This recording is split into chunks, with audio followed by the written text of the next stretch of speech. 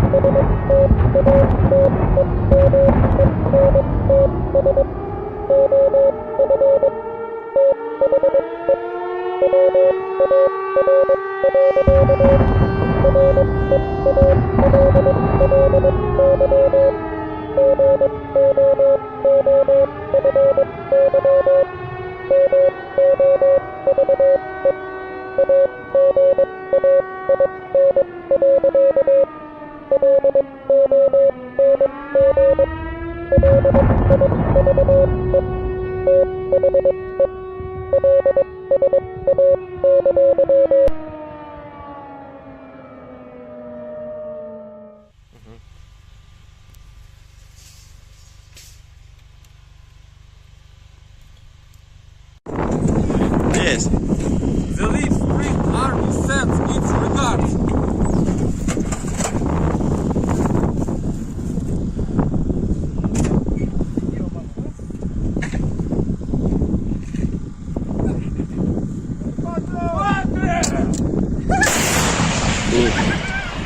Русский военный корабль. Предлагаю сложить оружие и сдаться.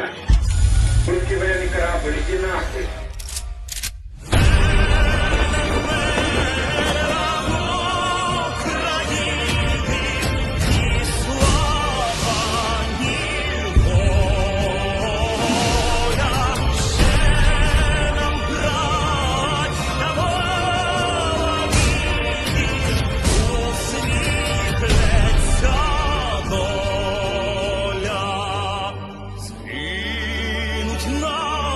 Наші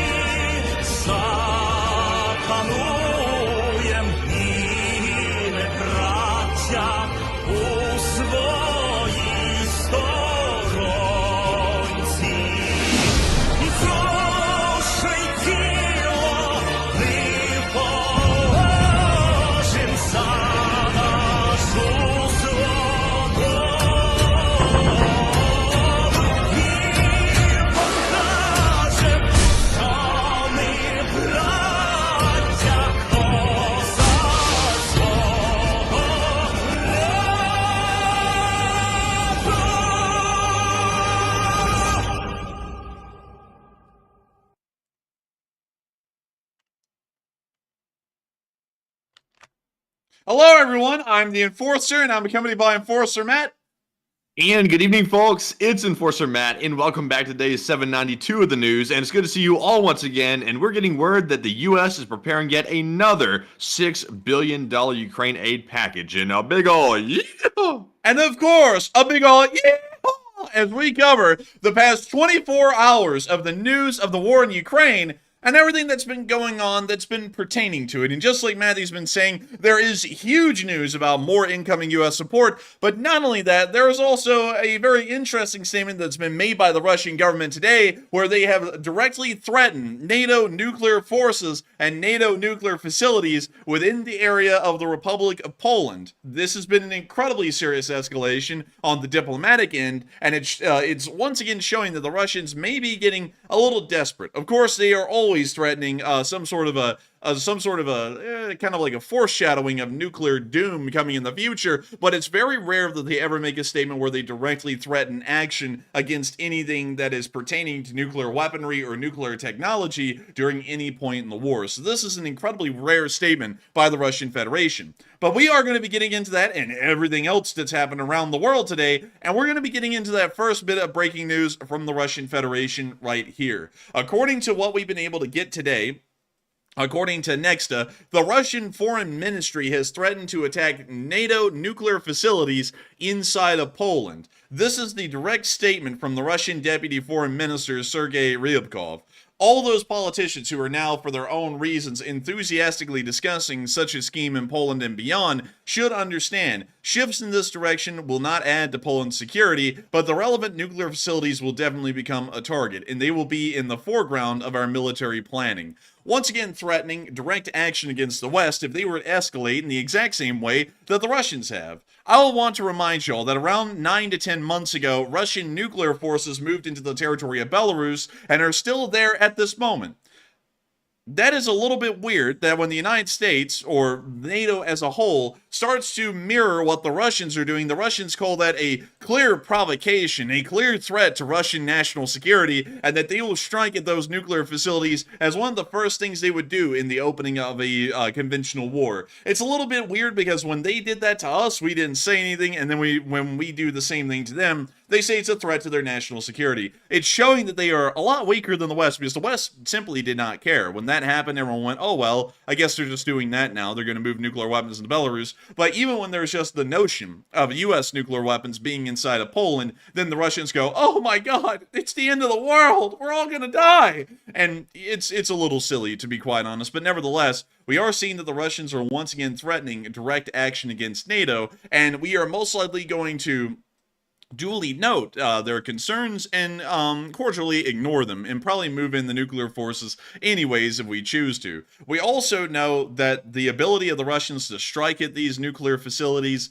would be next to none, because Russian air attacks have been largely unsuccessful throughout the course of the war. And not only that, we've seen that just a small inkling of NATO air defense systems inside of Ukraine have ended up creating almost an impenetrable shield, for the most part, for the Russian Federation to try and break through. Knowing that Poland has nothing but air defense systems, and the United States and all of the other NATO countries do as well, we would have a pretty solid idea that not a single missile or a drone fired by the Russians would make it into NATO airspace in the first place. It would look a lot like the Iranian attack on Israel that occurred not too long ago. It would probably end up being a major embarrassment for the Russian government. But beyond that, we have also heard that inside of Poland at the exact same time, they are now going to be making actual preparations, much like we were talking about yesterday, to send the Ukrainian men of conscription age back to Ukraine. This means that they have the right to stay in Poland. The Ukrainian, let me make sure to read this correctly so that way we can get the exact quotation. Ukrainians of conscription age will not be extended the right to stay in Poland without a passport, citing the Polish defense minister. According to Kozniak Kamys, they may be deported. At the beginning of this year, there were up to 200,000 Ukrainian men that were inside of Poland during that time. This is showing. Man, so that's if they're actually planning on maybe deporting the Ukrainians that are there that are conscription age, that could be a huge deportation effort coming in the future. Like that's a little bit more extreme than I thought the Polish were going to go. And it really is, but nevertheless, I have a feeling they're not really going to have to worry about grabbing up these guys and getting them out of Ukraine, well, getting them out of Poland and back into Ukraine. Because the reality is that the European Union has an open travel policy where one can pretty much drive from one country to the next, a lot like one would drive from the United States into another state, from like Alabama to Florida, or from New York to Pennsylvania.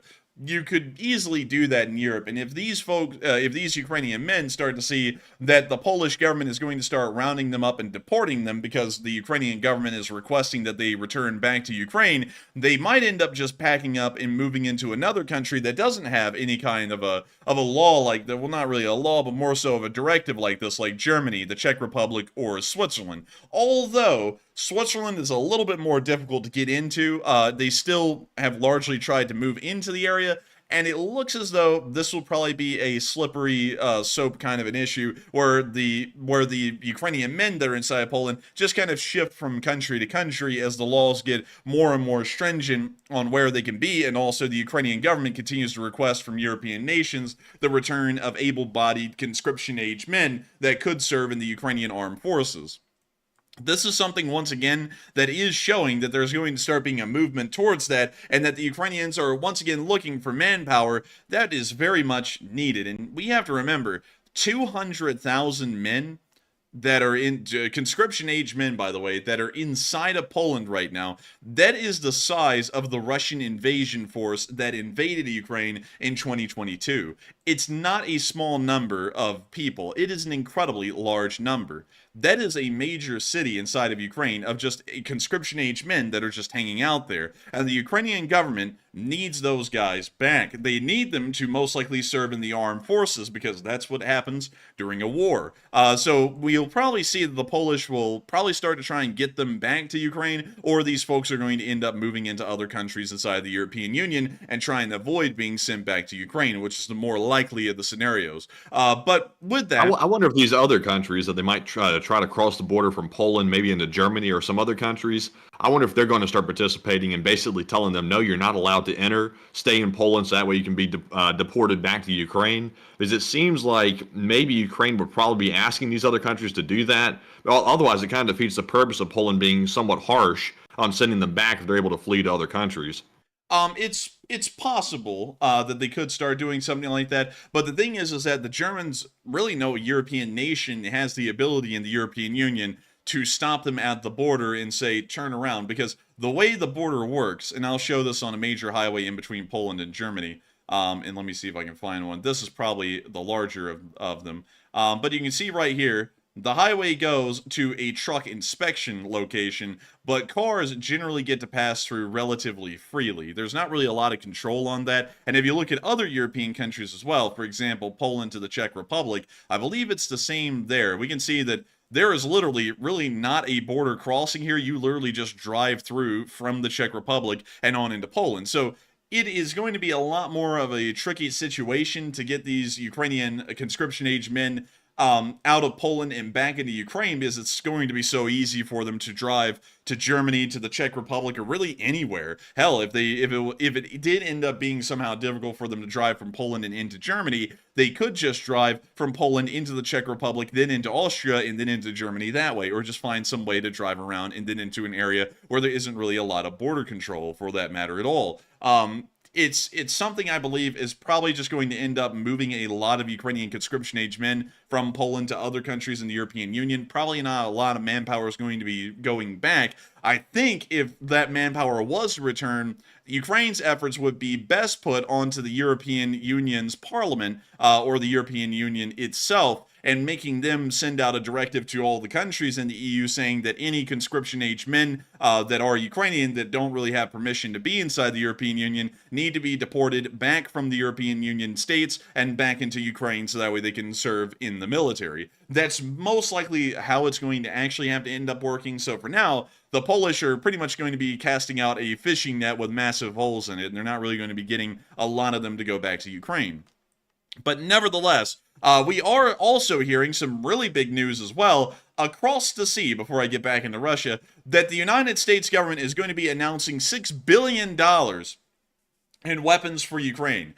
From what I understand, this isn't a new $6 billion. I believe this is now a drawdown from the $61 billion that we're giving to them. Now, $6 billion of that, which is around 10%, is going to end up being sent into Ukraine in its equipment form or in its material form. That's what I'm understanding it to be. It may be a brand new $6 billion because the wordage on this has been a little difficult to follow. I'm not going to lie.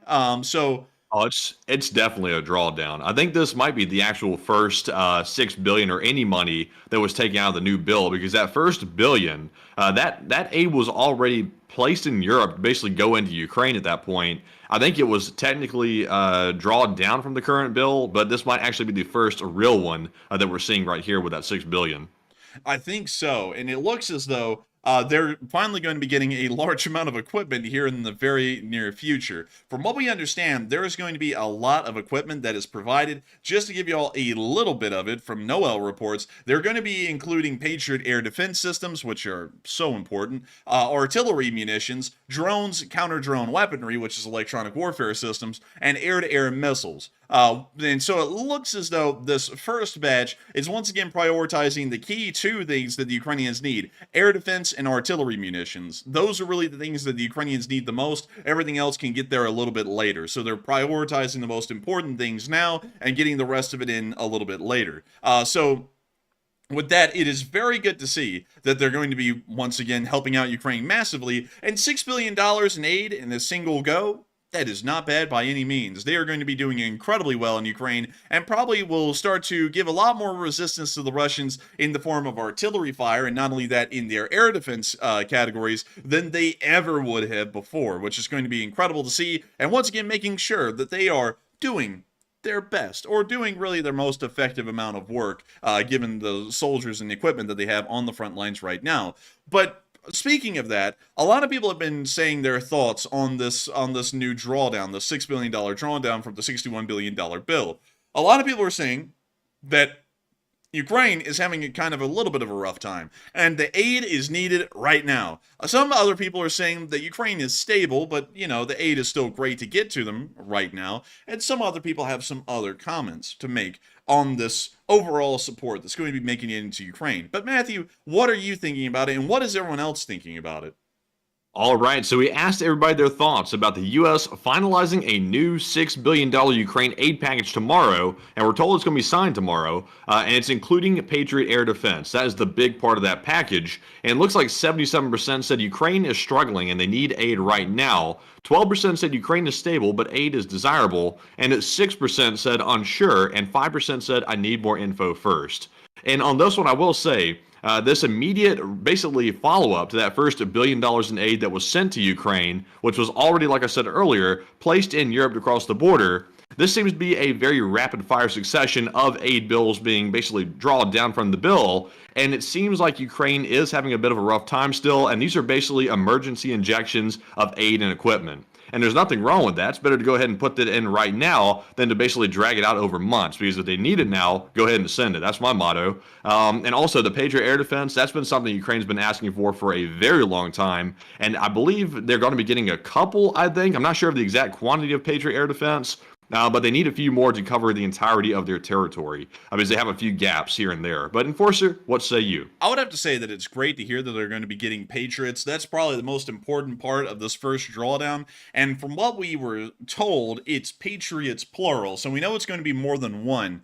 But we know it can't be the entire bill, because the Ukrainians have asked for 6 Patriot systems. Right now, they need about 6 of them still. They haven't really filled that need at this moment. So going off of that, we know that to get them 6 Patriot systems, it would cost $6 billion, because each Patriot system is about $1 billion, including everything that keeps the battery running: the radars, the generators, the command center, the launchers themselves. All of that stuff is approximately $1 billion per system, $6 billion for 6 systems. So we know that there's probably going to be 2, maybe 3 of them, and probably the rest of that's going to mostly be munitions, or at least that amount of money in munitions. So Going off of that, it looks like they're going to be well provided in the air defense category, and they'll have the nation of Ukraine halfway covered in air defense by that point, at least the areas that aren't covered at the moment. And then in the future, in another drawdown, which will probably come in the next 2 weeks after this, they'll then probably send over an additional 2 or 3 Patriots, which will fill the skies of Ukraine with enough air defense to protect every single part of the country,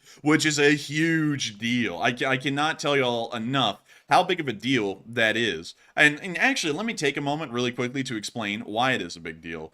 Air defense, ever since the invention of the aircraft, and really ever since the beginning of World War II, when aircraft finally had enough range to be able to travel into foreign nations and bomb major cities and industrial sites with a high amount of efficiency, or at least dropping a large amount of payload, it has always been a serious concern for every country to be able to defend their airspace and stop these aircraft from entering. Because one thing that is very dangerous is for aircraft to be able to enter your airspace pretty much unimpeded and bomb anything that they need. The best example of this is actually the United Kingdom and Germany during the course of World War II. Many of y'all will know of the Blitz, and a lot of our British viewers certainly know of the Blitz because it is a major part of British World War II history. This is when the German Luftwaffe, or the German Air Force, began a mass bombing campaign against the United Kingdom, so that way they could try and force the public into submission in Britain, and try and put so much political pressure onto the British Parliament that they would find no other option than to start negotiations of a treaty or a surrender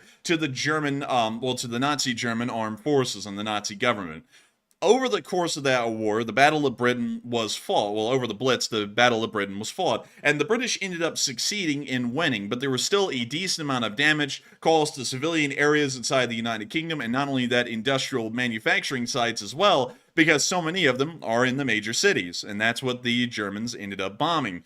The Germans ended up getting the short end of the stick in the overall bombing campaigns of the war, and it can actually be argued that the mass bombing campaigns that were conducted over the course of World War II actually ended up causing the war to end a lot quicker than it would have. U.S. Army Air Forces, because back in the day it wasn't the Air Force, it was the Army Air Corps, but U.S. Army Air Forces, along with the Royal Air Force, started to conduct mass bombing campaigns of major German towns inside the Ruhr Valley specifically, and ended up leveling some of these to literal rubble.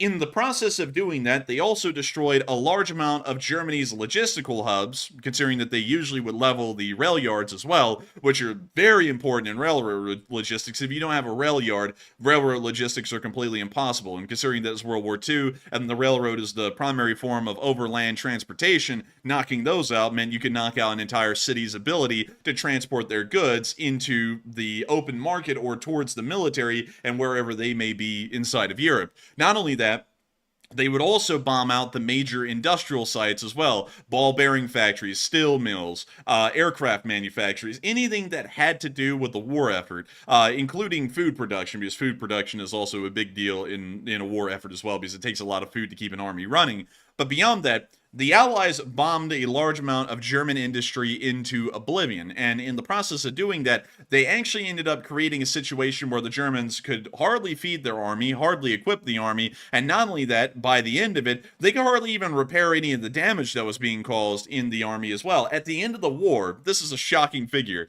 at the end of the war, out of every single aircraft that the Luftwaffe had that was still registered as being in service, only 1 out of every 3 of those was in flyable condition. Every 2 out of those 3 were in unflyable condition because they had received damage during the war, of course getting bullet holes, other kinds of damage caused to the aircraft.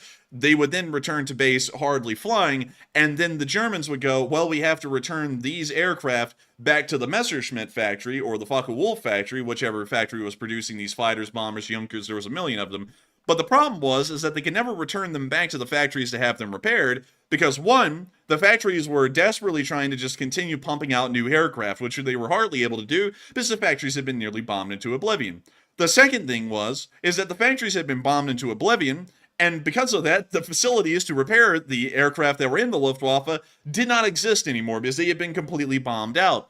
So for that reason, a lot of German equipment throughout the war, really from 1942 onwards, that ended up getting damaged pretty much had to be abandoned because the Germans had no way to even repair slightly damaged equipment in the Luftwaffe or in the Heer, which is the German army, to try and keep anything running at all. So going off of that, you can see, as a historical precedent in World War II alone, that mass bombing campaigns in the form of bombs, like they were in World War II, can have a massive impact on ending a war early or really crippling a nation's ability to fight.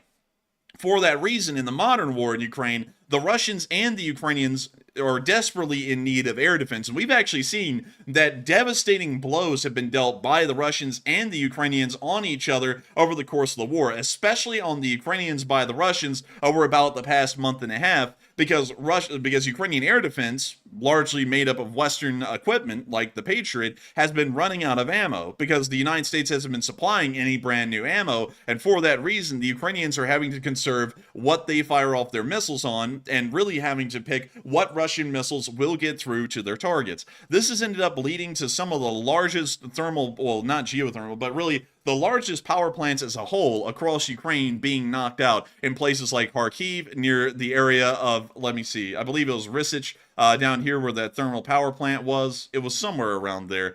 But nevertheless, oh wait, it's actually in Ukrainka, I believe, up here. But beyond that, the damage that has been caused to the Ukrainians has been substantial in the small amount of time where the air defense has not been able to operate at full efficiency.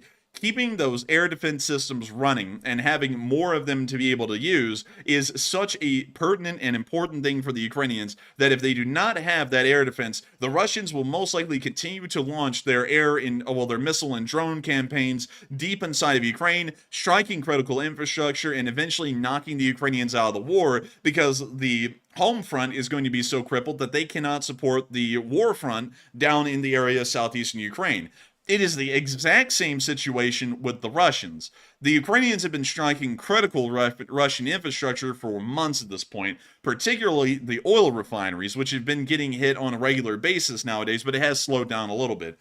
Knocking out those oil refineries is leading the Russians to be at an oil deficit. And in the modern world, oil is truly the liquid that keeps things running. If there is no oil in a country, the country will die. That is actually exactly how it works nowadays, especially for the Russians. And with a large amount of their refineries getting knocked out, they're not able to produce usable fuel out of their oils. And for that reason, there is now a ticking timer on the Russian war effort where if they run out of oil, the war by default will end. They simply would not have a way to fight it beyond that point. And the Russians are trying to find ways to either increase their air defense or to try and find air defense from other countries, although they've had really no success at all in trying to get air defense from other countries. Going off of that, you can see, going off of all this and how devastating these air attacks can be and how important air defense is, this is a race against time by both sides to strengthen their air defense where the other's attacks are completely moot and do no damage inside of their own country. The Ukrainians, now that the $61 billion defense package has been passed, and $6 billion of that is now being sent in brand new Patriots will be making it to Ukraine along with their ammunition, the Ukrainians are going to start winning this air defense war against the Russians because they're now going to have more air defense systems, more missiles to use with the air defense, and that means they're going to probably have a much higher interception rate on incoming Russian air targets, and that means far less damage will be caused to Ukraine over the same span of time where the Russians are having death blows dealt to the oil industry and the refinery industry inside of Russia. So going off of that, that is why it is so important that Patriot missile systems, or air defense in general, makes it into Ukraine above all else right now. The Frontline can do what it does, because this is the crazy thing about war. The front line is not the most important thing in a war, which is actually crazy when you think about it, because that's where the battles are fought and won. But the most important thing is the home front, because if there's nothing left in the home front for people to be able to make MREs to send to the soldiers, to be able to produce ammunition in the ammunition factories to send forward to the troops, or to produce gas to keep all these vehicles running that the armed forces use and the civilian sector is using to try and supply the armed forces, the war will be lost. So air defense is the priority, and that's why hopefully they'll be getting that incredibly soon, because they need that support as quick as they possibly can. So in my opinion, the aid is needed now, and it could not be at a time sooner. But with that, I hope that one thing's for certain, with it being a $6 billion drawdown and Patriot missile systems being about $1.1 billion apiece, and it sounds like they're sending a couple of them, at least, by the sounds of it. They didn't say a singular Patriot. They said Patriots. So a good, huge chunk of that $6 billion is simply going to be those Patriot systems themselves. So I think on this bill, or this drawdown, it could be that air defense is probably the most major component of it. I think it certainly will be, for the reasons I mentioned. I think we'll see that there's probably 3 or 4 Patriots that are being provided in this package. Everything else would be provided in smaller figures for the most part, because air defense is priority at the moment. And so with that, I hope that does address that well, and also give a little bit of historical precedent to explain why the air defense is so important, because you'll hear so many people out there say why something should happen, but you never hear, well, you'll hear a lot of people say that something should happen, but you'll never hear the explanation as to why that thing should happen, and that's the reason why air defense is so important on a historical precedent. But moving on from that, and out of that news, it's time for us to move on into Ukraine. Well, actually, I'm sorry, not into Ukraine. It's actually time for us to move deep into Russia, towards Krasnoyarsk. Krasnoyarsk is a interesting little city. And when I say little, it's really one of the largest ones in the region, inside of Siberia. But this is the town of Krasnoyarsk. You can see that it is a largely industrial town. As we look down here, there is an endless amount of industry that exists within this city. It is one of those places in Russia where they continue to pump out vital, I guess you could say materials for the war effort, is probably the best way to put it. But another thing that's really interesting about Krasnoyarsk is that's one of the areas of the Russian Federation that a large amount of conscripts have come from during the war, as the Russians have continued to have the need to try and fuel their armies inside of Ukraine with more manpower, considering that they're losing a large amount, and not only that, they're constantly, much like the Ukrainians, having to try and grow their armed forces so that way they may be able to eventually push the Ukrainians back. This is something very interesting, because we saw today that the head of the district came into a school inside of the city and told these kids that haven't even graduated yet, the next wave of mobilization is coming, so y'all might as well just go ahead and volunteer before you even get out of school. Let me show y'all this clip, because it's actually crazy to see this. So here's the clip. Сказать, что вот это вот воспитание в нашем обществе, я скажу, есть нормальные семьи, есть нормальные люди, и в основном общество наше, оно понимает, что в стране сегодня тяжело, мы стоим на пороге, победим, не победим, все мы это понимаем. И, конечно же, скорее всего, будет еще призыв, ну, не на службу, а мобилизация, скорее всего. Не буду вам долго читать эти морали, вы знаете, вы телевизор все видите, смотрите, да. Американцы снова выделяют им большую сумму денег, выделяют много. So to describe what he's done so far, because I know there's not a subtitle here, I'll describe what he said so far because I'm picking up on a little bit. He, of course, said, hello, everyone. It's our pleasure to have you all here, getting to talk to you all. The mobilization is coming around. Particularly, it's coming around for the Krasnoyarsk Oblast. So, you know, of course, this is because of the American aggression. He actually said Amerikansky something, which is more along the lines of American aggression. So he's going to explain that because of the evil imperialist Americans, which I haven't heard that before, or invading Ukraine and invading the Russians at the same time, because that's Russian land, all of these kids are going to have to join the military. So now I'm going to let the clip start playing again. Оружия много всего, то есть этими силами мы, конечно, не обойдемся, скорее всего. Дай Бог, конечно, что провели мирные переговоры, возможно, такая есть возможность. И если это состоится, может, наконец-то это закончится СВО. Да, надо понимать, что сегодня там гибнут наши ребята, гибнут. Поэтому посылаем. You see, kids, you've had the privilege of getting to graduate and go to the front lines and sacrifice yourself. I hope you're happy with this. You see, you've had great glory in Russia to live. Now you have to have great glory to die, блядь. They say, have you ever eaten a good hamburger? You'll be hamburger. Может, он попадет где-то в Крым, но мы будем стараться разговаривать там с руководством, чтобы... There's that one guy doing up there staying in front of the classroom, though, and like he's being held hostage. I think he's the one that they're already putting into the military as an example. Oh. They're like, he's being conscripted as example, блядь. But beyond The that... kid's acting like his life just ended. I think he might be conscious of what the war is all about. I think he might be. It might just be a little bit on a small level, but nevertheless, this is something that you have to note is incredibly interesting because we're seeing that the Russians are constantly looming over the head, at least administrative officials of Russia keep on looming over the heads of the public. Hey, y'all, if y'all don't volunteer enough, a conscription's coming around and you're going whether you want to or not, so just volunteer instead. That is something that's been going on for a while now, and they're starting to extend that all the way down to the actual school children now, telling them, hey, y'all are about to graduate, best for all y'all to volunteer instead of getting conscripted, because y'all don't volunteer, a conscription will come around and get you instead. That is very, very telltale that they're having a tough time, and they're not wanting to call up a conscription to freak out the public on an official level, but they are looming it over their heads so that way they can try and get enough volunteers in the meantime. It is still showing that the Russian manpower situation is most likely desperate, and they're trying to grasp at straws at this point to get volunteers, or anyone for that matter, into the Russian military, as I believe they've run out of prisoners at this point. But with that, we're now moving on from the Russian Federation and on into Ukraine itself, as we have several interesting location unknowns. Our first one showed some pictures of some nighttime exercises. Boy, look at that light. That thing is cast in red on the ground. You know what else is going to be red? The Russians. They're not commies, but y'all know what I mean. But beyond that, we can also see them firing their AK-74 right there. And look at those sparks. Goodness me. I mean, that is quite some illumination right there. And then finally, in the last picture, we can see the night lamp being shined onto the AK. Very sick kit, by the way. I like the little handrail that he has on that AK. But overall, just showing us a little bit of that nighttime training that some Ukrainian forces have been receiving lately. Very interesting. You know what these guys really need at this point? They need that robot dog, flamethrower dog. They need that so bad. It's that like the Boston Dynamics robot dog with the flamethrower on top of it that's controlled with like a remote. They need that, man. Like, it's $9,000. Like, can a little bit of the $60 billion be used to buy one of those? Just a little bit. I think we could maybe, extend a gratuity on it, maybe get a flamethrower dog. But beyond that,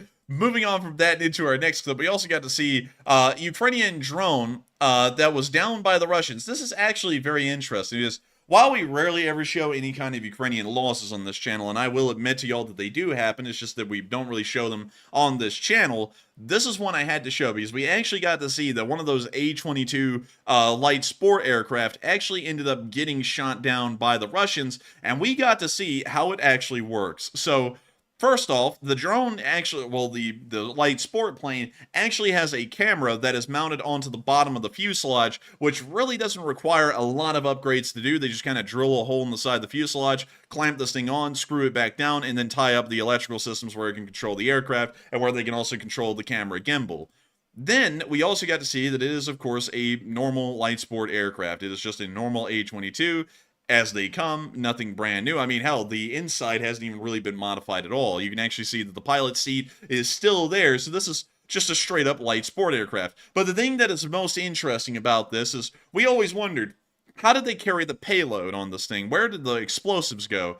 They actually just sling it under the aircraft. It's just a Fab 250 that they tack onto the bottom of the plane, and so when it runs into its target, it just ends up exploding on impact. So it is a kamikaze plane, but they don't really do anything decorative or special with the explosive. They literally just strap the thing onto the bottom of the plane and then send it on its way, which is fairly cheap. But still, it's not really the cheapness that counts, it's the effectiveness. And we did see a while ago when they conducted the deepest strike into Russia at 725 miles, this thing is incredibly effective. Moving on from that, we can see the bomb again from another angle. Once again, it really just looks like it's literally welded onto the plane, or really tacked onto the plane. And we can also see, once again, the other side angle of the A-22. We can see, of course, the propeller's messed up because it came down upside down, but nevertheless giving us a really good look at how this drone actually works. It's not as spruced up as everyone thought it was. It is literally just an A-22 that they made to where it was a drone and remote controlled, and then they strapped a bomb onto the bottom, and off it goes into the distance. They didn't add any extra fuel tanks either, which is leading us to believe that when these aircraft are used for deep strikes, they're most likely cutting down the engine power from full throttle, maybe to 70%, because it's a more economic mode of flight, so that way they can eke out a little bit of extra range. But still, a very interesting deal to see. And once again, showing that the Ukrainians are pulling out every single bit of effort they can to continue to get an upper hand in the war, even when it's simple things like this that end up being wildly effective.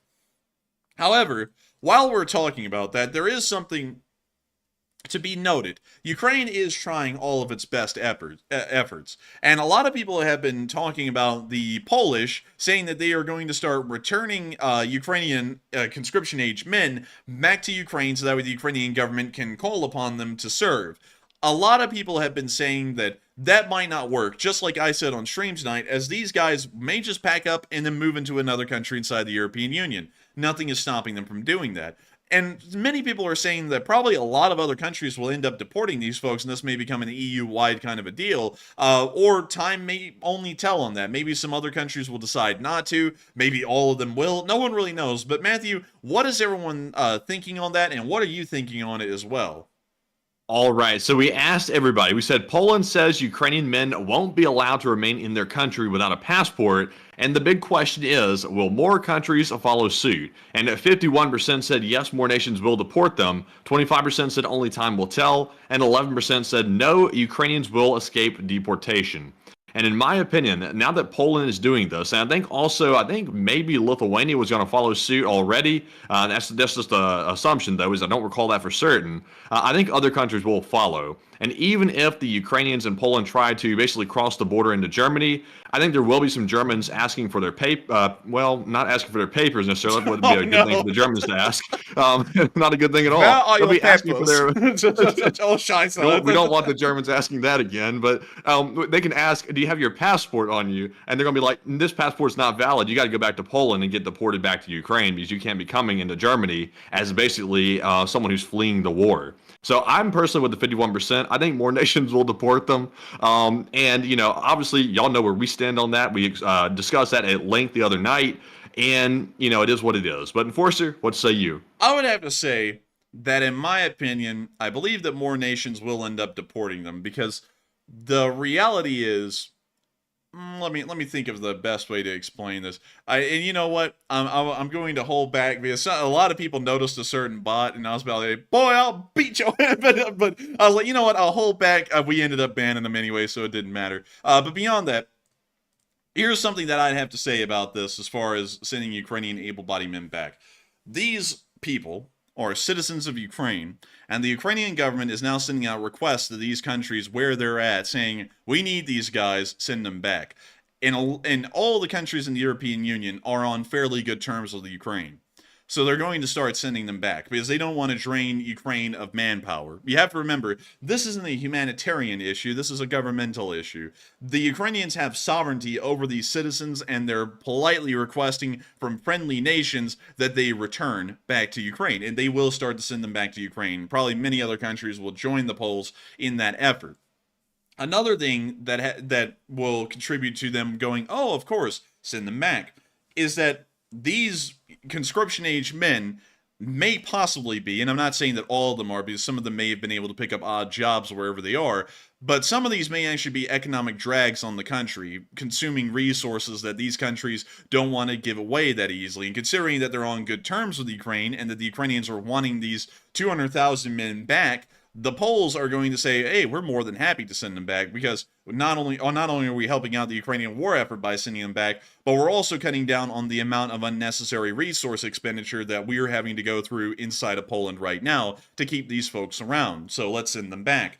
On top of that, another thing is that by not sending them back, they're probably going to start getting on bad terms with the Ukrainians because the Ukrainians need the manpower. And so a lot of these countries are going to go, "Well, we don't want to sit there and start getting into a spat about keeping Ukrainian citizens that are sovereign citizens of Ukraine, well, not sovereign citizens because that's a whole other meaning, but their sovereignty is of Ukraine. The Ukrainian government has sovereignty over these people. They don't want to sit there and get into a fight saying, "No, we're not sending them back." They go, "Oh, sure, here, have them back. These are your folks, so here you go." And so I would have to say probably a lot of other countries are going to join in this, but it probably will end up being a slow moving wave across Europe as it moves further east and then towards the west. Probably the last countries being Ireland and Spain, considering that they're parts of the European Union as well. But Ukrainians, well, at least conscription age men, from what I understand, very rarely venture that far into Western Europe. They usually end up staying around Poland, Romania, the Czech Republic, Germany, and Switzerland. They don't really go over into the area of France or Spain in incredibly large amounts. They also don't really go to the UK in incredibly large amounts either, or Ireland, because they're a little bit more difficult to get to, and it just takes more effort. And so, you usually end up winding up on just the other side of the border. I'm telling you, one thing Ukraine better do, and this is like my advice to Ukraine for whatever it's worth, is if they're going to have the Ukrainians who fled deported back to Ukraine, they better have some program in place to basically let these people renounce their citizenship and let them go about their way, or put them in a non-combat role where they don't have any possibility of fighting on the front line, because in my opinion, that would be an utter disaster if these people that don't want to fight and are somewhat, I'll go as far as to say somewhat cowardly, to be perfectly honest with you, if they're putting them on the front line, they're going to encounter problems like the Russian army's facing right now, which is devastating. That's why the Russians don't have hardly any efficacy whatsoever in their frontline troops, because they're demotivated. So hopefully Ukraine's not planning on taking them into the military and just assigning them to a position that may be combat, or otherwise that could end disastrously. I would have to say the Ukrainian army may need these folks in combat positions. It would be nice to put them in rear line positions, but the reality is that in a war like this, there can't really be that much pickiness on where they go. They might end up in combat positions. The thing with that, and a lot of people go, well, I wouldn't want them there. That's the kind of the thing that starts to change when wars enter this kind of a phase where there's largely mass mobilization and folks have to fight in these wars, because in World War I and World War II, the universal rule was that if someone was a little weak-hearted and a little cowardly on the front lines and decided, I don't want to be here, and you saw them running away, the officer of the unit would shoot them and kill them on sight for desertion. So there was a very big motivator not to run, because it would turn out that your NCO or your field officer would end up executing you on the spot for desertion. Or a unit in the rear lines would end up catching you. They would find out that you deserted, and then you would end up being summarily executed anyways. So there is, and a lot of people are going to go, wow, that sounds barbaric. Well, it's a war, and if people don't want to be there, and this is kind of the reality of it, if people don't want to be there on the front lines fighting, and they have to be there on the front lines fighting, they'll have to end up being more scared of the officers in charge of their unit than they are of the enemy. That's just how it usually ends up working with soldiers like that. Usually, a military would like to know that the morale is so high in every single soldier that they don't have to worry about executions for desertions, and desertions are a rare thing, where that way they can go and sentence them to prison time for desertion or something along those lines. But in a war like this, and especially with such a large number of men having left the country, if they did come back and they ended up on the front lines and then they ended up going, man, I don't want to fight, I'm leaving, they probably just get executed for desertion. Then, Matt, like that may be true, but just imagine first of all, you've already got people that are unmotivated trying to fight amongst people that are motivated by putting these deportees into the military and the frontline service. That's problem number one. And then if you have people end up getting executed by the officers because they're basically committing treason and they're refusing to fight, then that's going to impact the good soldiers. That's going to even lower their morale even lower. Now they just saw one of their countrymen got killed because they disobeyed an order. To me, that is like a recipe for disaster, in my opinion. Actually, I'd have to say historically it isn't, because usually deserters are looked upon poorly by all. They're looked at as cowards and betraying everyone, because if, like for example, I'm trying to think of some good examples from World War I, because in World War I, there was a decent amount of times where people would end up trying to run and they would just get executed on the spot. Didn't really happen a lot in the U.S. forces, but in the French army, which ended up having a lot of disciplinary problems by the end of the war, because the French were completely exhausted by late 1917. But in the French army, if anyone tried to desert, it actually was looked upon so badly by everyone that people would actually volunteer in some instances to be a part of the firing squad that would execute this person, because that's how badly it was looked upon. It's not a great thing, because you have to remember that on a battlefield, you're relying on the people next to you to save your life or to keep you alive, and you're also doing the same for them. So if one of them betrays that trust and gets up and runs away, no one's really going to bat an eye for the severe punishment that would be handed down for desertion. And on top of that, desperate times do call for desperate measures, and that's just kind of how it works. You know, like, it doesn't sound great, and I know a lot of people are like, wow, that sounds brutal. And it is, but war is a very brutal thing, and to make sure that people don't end up just getting up and running away, that's usually the kind of extremes that will be handed down as word from the top to make sure that people don't end up getting up and running off. So not saying it's a great thing. I'm not saying, yeah, you know, execute the deserters, but it probably will end up being what happens if these folks come back. The Ukrainians end up conscripting them, and some of them end up in frontline units, and this starts to become a major issue. They'll either start to imprison them, or they'll start to give out that kind of a punishment. It is what it is for the large part. But with that, let's see. And so I saw Smalley say executions will continue until morale improves. And as they said, it's not a good way to handle the issue. It's not a good way to handle the issue, no. But it is the way that it's almost always been handled in war. Hell, ever since the time of the Romans, deserters were executed. Deserters have been executed during medieval times, if they were found, because sometimes in medieval times the entire army would rout, or they would just desert in the middle of the rout. So it was really hard to find them, but if they were ever found, they would usually be executed. In the U.S. Civil War, deserters were executed. In the in the American Revolutionary War, interestingly enough, this is something that people don't know, is that in the Continental Army, the penalty for desertion was execution. The penalty in the British Army, as well, was also execution. But that was very interesting with the Revolutionary War because the contracts were only like 4 months long. So you would assign a 4-month-long contract, serve in the Continental Army for 4 months, and by the end of it, you could leave or you could sign up again. But if you ended up running away and deserting the Continental Army during your contract, you could be executed. That's what would happen. That's really the only way to stop people from running away, is letting them know, in fighting in the war and carrying on, you have a chance of survival. If you run away, there is no chance of survival. That's really kind of like the mathematical equation they give low morale troops to make sure that they stay in combat.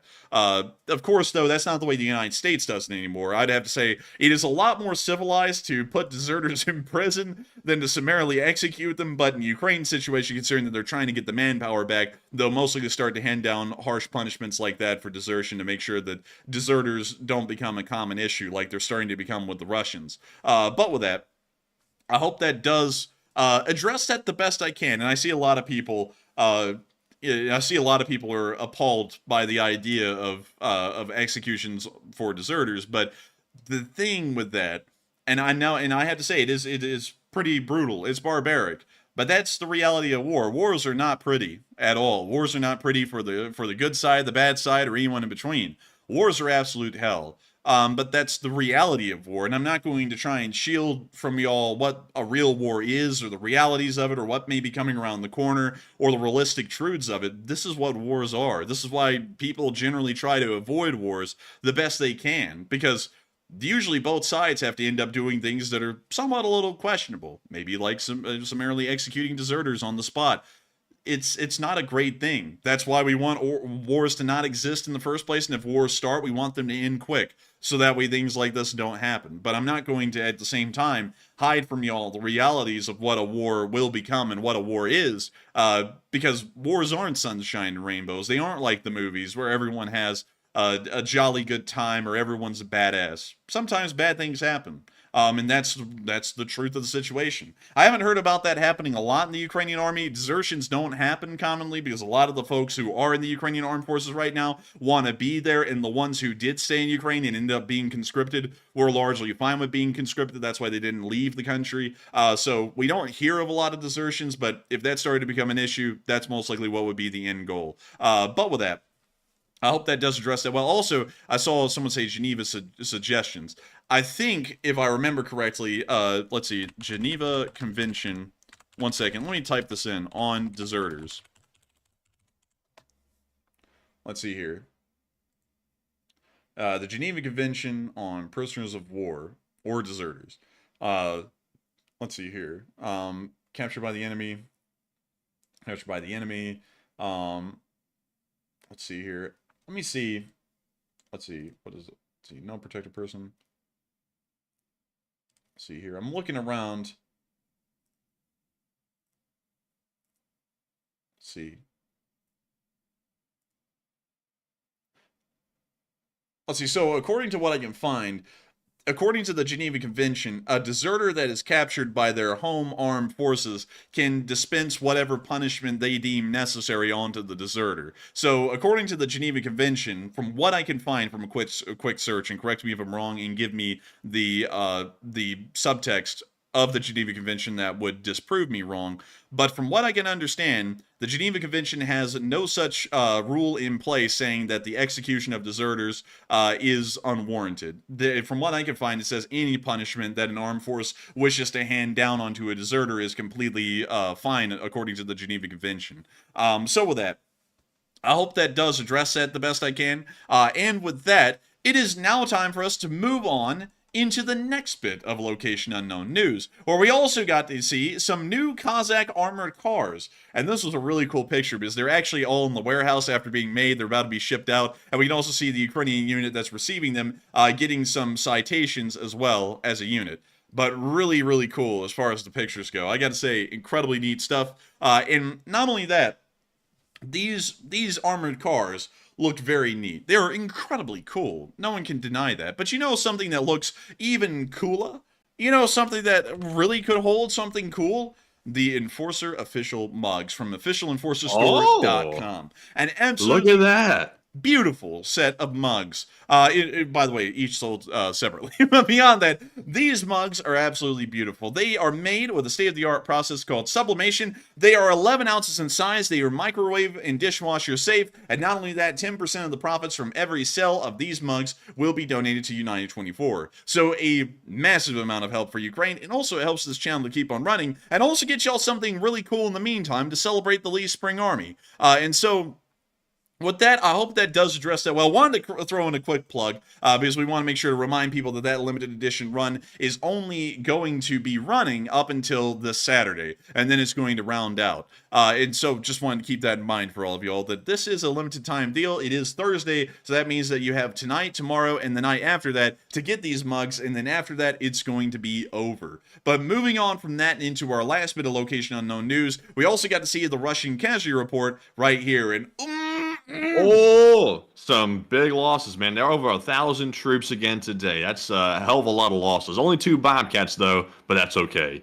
And I gotta say, it is very high losses in most categories. Not in the Bobcat skid steers, only 2 of them were lost, but now it's 1946, which is a very interesting year because it's the year after World War II, and it's the year that Germany is starting to get carved up into occupational zones, and the Western European countries were figuring out how are they going to create West Germany, which is a very interesting part of the world's history, or at least Europe's history. But beyond that, 1,040 Russian soldiers were wounded and killed over the past 24 hours.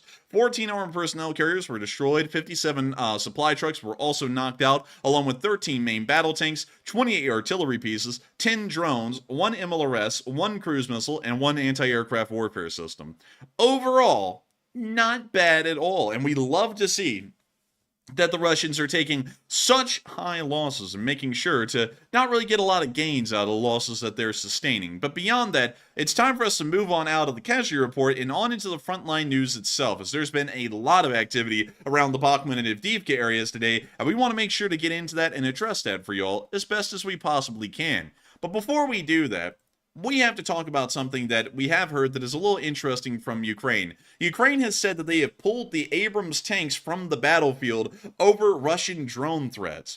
And this has started to lead some people to say that the Abrams is completely useless, which is a little interesting to me because the Abrams is still more effective in most ways than really any other main battle tank there except for the Challenger 2 and the Leopard 2. But a lot of people have been saying that the Abrams may possibly need upgrades. Some other people have been saying that the Abrams is fine the way it is, and they're just wanting to conserve the Abrams that they have. Some people are saying that the Abrams is a completely worthless, useless tank, and it absolutely sucks. And it shouldn't be anywhere, and it shouldn't be used anywhere, which is a very deeply heartfelt statement to me because I absolutely love the Abrams. But so many people have been talking about this, and Matthew, I gotta say, what in the world is everyone else thinking about this, and what are you thinking about it as well? All right, so let's see what those people are saying right here. And we're seeing in this poll, it says Ukraine has pulled Abrams tanks from the battlefield over the Russian drone threat. And the big question is Abrams now useless? It looks like 44% said no, Abrams just needs new upgrades. 18% said no, Ukraine's just using it wrong. And 19% said yes, the Abrams are now useless. And honestly, for me, it sounds like it's a wise thing for Ukraine to pull these Abrams off the front lines, because it's not really an issue with the tank itself, but it's more of an issue with the Russians targeting them with drones, which is a new type of warfare that I don't think the Abrams was really designed to handle, nor was any other tank. So this is somewhat new for the Abrams. So it probably just needs some new upgrades to be able to handle it and also repel those drones, so that way they can't destroy these vehicles. But one thing I will say I'm a little bit skeptical about is that 19% option that said Ukraine is using it wrong. And the reason why I'm a little bit skeptical about that option is because we have seen in the past that Ukraine has misused some equipment. For example, the AMX-10 was used sort of as like a frontline assault vehicle when that's really not the reason it's there for. It's more of a scout vehicle, and Ukraine was using it wrong in that capacity. And Ukraine sort of griped about how it didn't really work that way, even though it wasn't designed to do that job. So it's possible that also the Ukrainians might be going a little bit too hard on the Abrams, and maybe that's another reason why. But generally, though, I think the Abrams simply needs upgrades, and it's pretty much a wise choice to pull it off the front line. But Enforcer, what say you? I would have to say, in my honest opinion, the Abrams most likely is perfectly fine, and the Ukrainians are wrong. You know, I hate to say it, but they might be wrong. The Abrams is a fairly competent tank. From what we understand, all of the Abrams that have been destroyed in Ukraine so far, well, destroyed is even a little bit of a stretch. They've more so been knocked out, not completely destroyed, but really just disabled and stopped on the battlefield. All of them, without any exception, from what we know on this channel, have been knocked out by artillery. None of them have been knocked out by drones, so to pull them off the lines because of a drone threat, it would be a little unlikely that they would actually get a drone would actually pose an issue to the Abrams. And I actually saw someone in the chat say that the Abrams armor is weak. I will have you know that the Abrams armor is some of the strongest in the Western world, at least as far as the turret is concerned. But I'll give a little bit of an armor breakdown from what we can understand about the Abrams. But I also want y'all to know that technically, this is based off of what we know in the public. I'm trying to figure out the best way to explain that, because we don't know the exact armor specifications of the Abrams. It's technically classified, although someone leaked it out on the War Thunder forums. So we kind of have a little bit of a better idea now. But beyond that, you know, we don't really have that much of a good idea. But let me explain really quickly the armor of the Abrams. From what we understand, the armor on the front of the turret of the M1 Abrams is approximately equivalent to around 800 millimeters of rolled homogeneous steel. Meaning that from what we understand in the modern day, the Abrams frontal turret is completely unpennable from enemy fire. There's no way that a tank shell fired from another tank of any kind in the world could actually punch all the way through the front armor of the Abrams turret. The side is also a little bit difficult as well, especially if you hit it on an angle, because the sides of the Abrams turret also has a decent amount of composite armor inside of it, and also spacing in between the layers. Once again, meaning that it is a little bit difficult for a round hitting the Abrams turret at an angle to go through. Going off of that, you can clearly see that an RPG-7 warhead mounted to the bottom of a drone hitting the side of this turret would be pretty tough. Not only that, hitting the turret ring would be very difficult as well, because unlike Soviet-era main battle tanks, where the turret ring is pretty easy to hit, and I'll show why. Let me go pull up a T-72, which is the most common main battle tank out there, and not the T-72 terms from War Thunder. We just want the T-72. Let me scroll down to this video of a Czech. Can we get the high quality clip? There we go. So this is a Czech T-72 M1 firing, and from what we can see, all drones, Russian and Ukrainian, end up hitting these T-72s at the rear of their turret, right back there.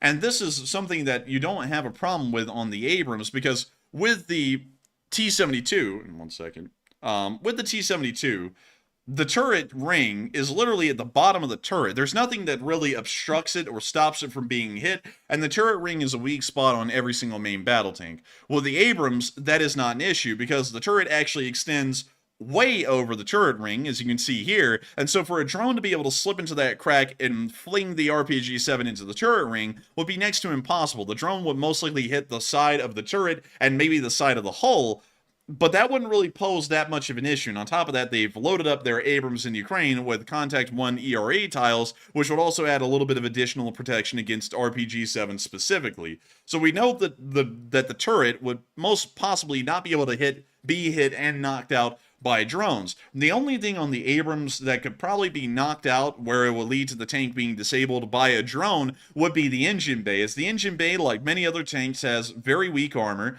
is not expected to be faced towards the enemy. Well, here's a good example here with the XM1, which is the prototype Abrams, but you can see the same engine bay that they have in the modern day. The armor on the roof of the engine bay is light, the armor on the back of the tank is light as well. So going off of that, you could easily hit the engine with an RPG-7 and you could actually knock the Abrams out. It would have to be towed off of the battlefield beyond that point because it would no longer have any power to run itself with. But the crew would be relatively safe, and the tank would be relatively, well, the tank, as far as its operational systems, would be safe as well, except for the engine.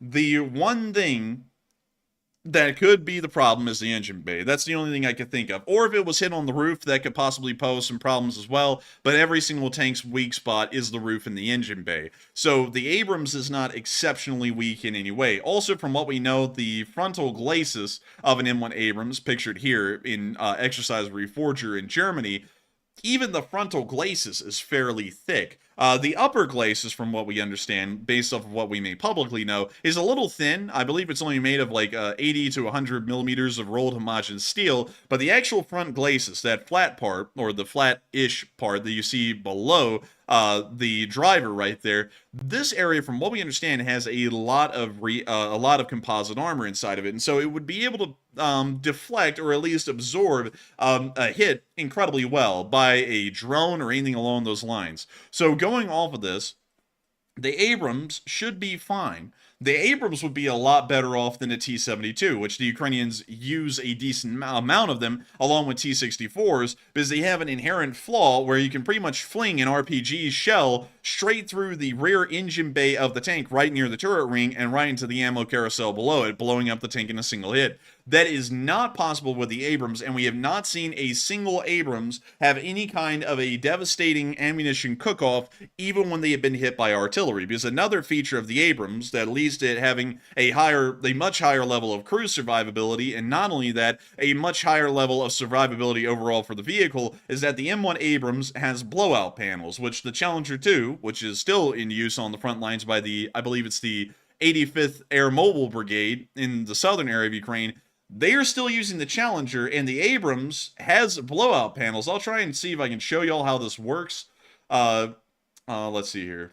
So this is maybe our best picture. Back there, where you see that cooler, on the back of the turret are two large panels on the roof. Those two panels are situated directly over the ammunition storage inside the Abrams, because all of the ammo is stored in the rear part of the turret. If the rear part of the turret is hit or the ammunition catches on fire, there's an actual separation in between the ammo and the crew where the ammunition will explode, but these panels on top of the turret will actually blow off, and all of the force of that explosion will be projected upwards and away from the crew inside the tank and also away from the rest of the tank as well. This means that this tank, as far as overall survivability and cruise survivability goes, is far better than the T-72, which is practically a death trap compared to the Abrams. So going off of all of this, I would have to say the Abrams is still leaps and bounds above any of its Soviet counterparts, and also it's on par or even slightly better than the Challenger 2 as far as cruise survivability is concerned. As far as armor goes, the Challenger 2 is better, but for cruise survivability overall, the Abrams will be better due to the blowout panel design. So going off of that, and explaining this the best I can, I believe the Ukrainians are pulling them off the line because they're scared of losing their current existing number of Abrams, and they want to get more of them in the future before they start rededicating them to the front lines. I just could not see a way that the Abrams is worse than a T-72, because if any tank would be pulled off of the front line first, it would be the T-72s in the Ukrainian arsenal, because they are truly the least unprotected and the most dangerous to operate for the crew, and also with how easily the vehicle can be knocked out, as has been proven throughout the war. We could find all of the Abrams that have been knocked out because they're all around the Berdichi-Avdiivka area, and I believe there's only 3 of them that have been knocked out, which is 10% of the Abrams force in Ukraine. But all of them show that no real damage was caused to the crew compartment. All of the damage was caused to the engine bay or the ammunition compartment, which led to a blowout, and then they would end up abandoning the tank because the ammo was cooking off. So with that, I hope that does address that well from the best I understand about the Abrams. And of course, I can be wrong on a couple of analyses here and there, but the Abrams is not bad. I believe the Ukrainians are largely wrong. There's also a couple of other things that we've noticed with the Abrams that have been knocked out. We didn't show this film here on this channel, because we don't show Ukrainian losses as a rule of thumb, but the Abrams, that when the Ukrainians would operate them, would operate on their own without infantry support. And y'all know that on this channel, I've always said that it's suicidal to send tanks forward without any infantry support. They will end up getting destroyed. And that's usually what would happen. They would end up rolling around like it was some kind of a gallivanting adventure near the area of Berdichi or the Avdiivka coke plant. Artillery would land nearby, they would get disabled, and then they would abandon the tank. So it's not the problem with drones at all. The Ukrainians are either using it completely wrong, or they're trying to conserve them, one or the other. But with that, I hope that all covers every single facet I can about those little Abrams the best I can. And thank you so much once again, everyone, for listening to my rabbit hole on why the Abrams can be wrong. It's Ukraine that's wrong. And so with that, we are on into some questions, because we actually have a couple of questions. So Matthew, what do we got? All right, so our first one is going to go to Will Callahan, who throws in a $30 donation. And thank you very much, Will, for your support of the channel. He says, with the advent of mass drone attacks, do you think the metal storm invention from 1997 could come into favor for cheap, close-range air defense? And check out the million rounds a minute video on YouTube and LSA all the way. Hey, LSA all the way, baby! And thank you so much for the support and helping this channel to keep on running. Folks like you help to make this thing possible. And if it wasn't for you, Will Callaghan, we wouldn't be able to make this thing a reality. And so let me go and check out this thing, because I know what you're talking about, but we'll show the video. So let me go to YouTube. Hey, yo, what's up, YouTube? So let me go pull up the million round per minute gun. That sounds expensive. I'm telling you, very expensive. I want to shoot 1 million rounds per minute. That's code word for I want to go broke real fast. You've seen this thing before, haven't you, Matthew? Yes.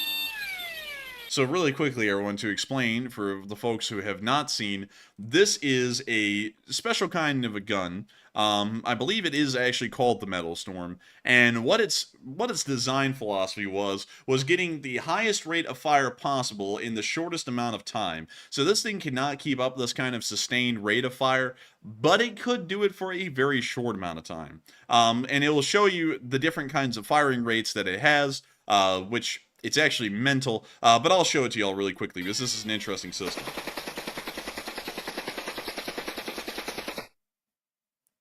So this is 30,000 rounds per minute.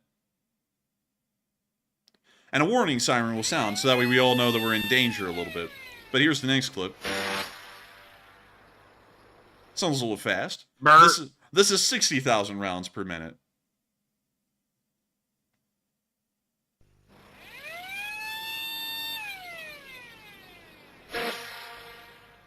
Oh. Somebody tooted. This is 1 million rounds per minute.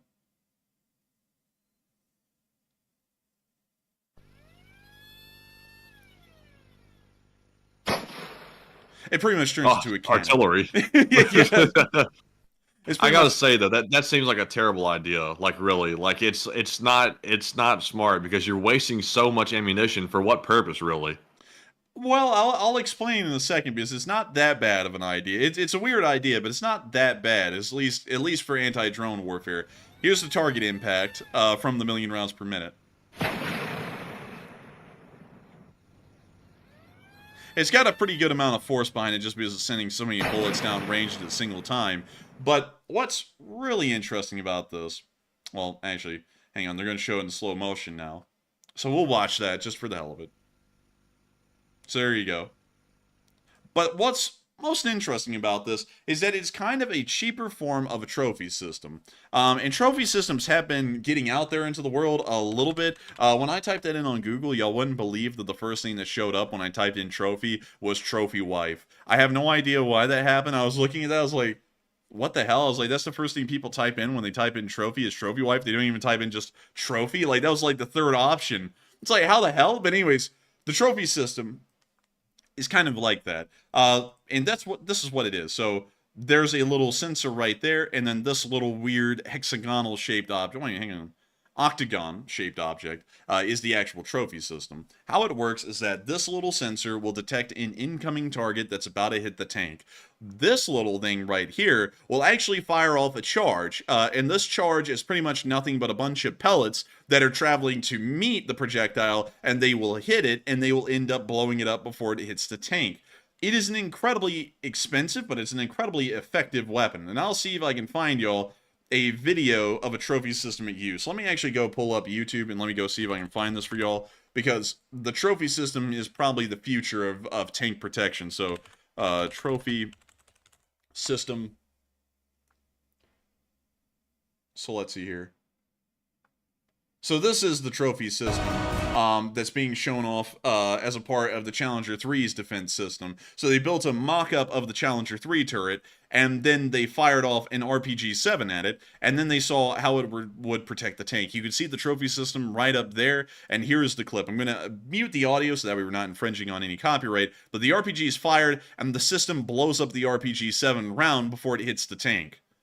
Now, here it is in slow motion. The trophy fires its projectile, which then ends up hitting the RPG and disintegrating it before it hits the vehicle. And you see that again right here, as the trophy system picks up the target, fires its projectile, and ends up disintegrating the RPG before it can actually hit the tank. What's the trophy system actually shooting?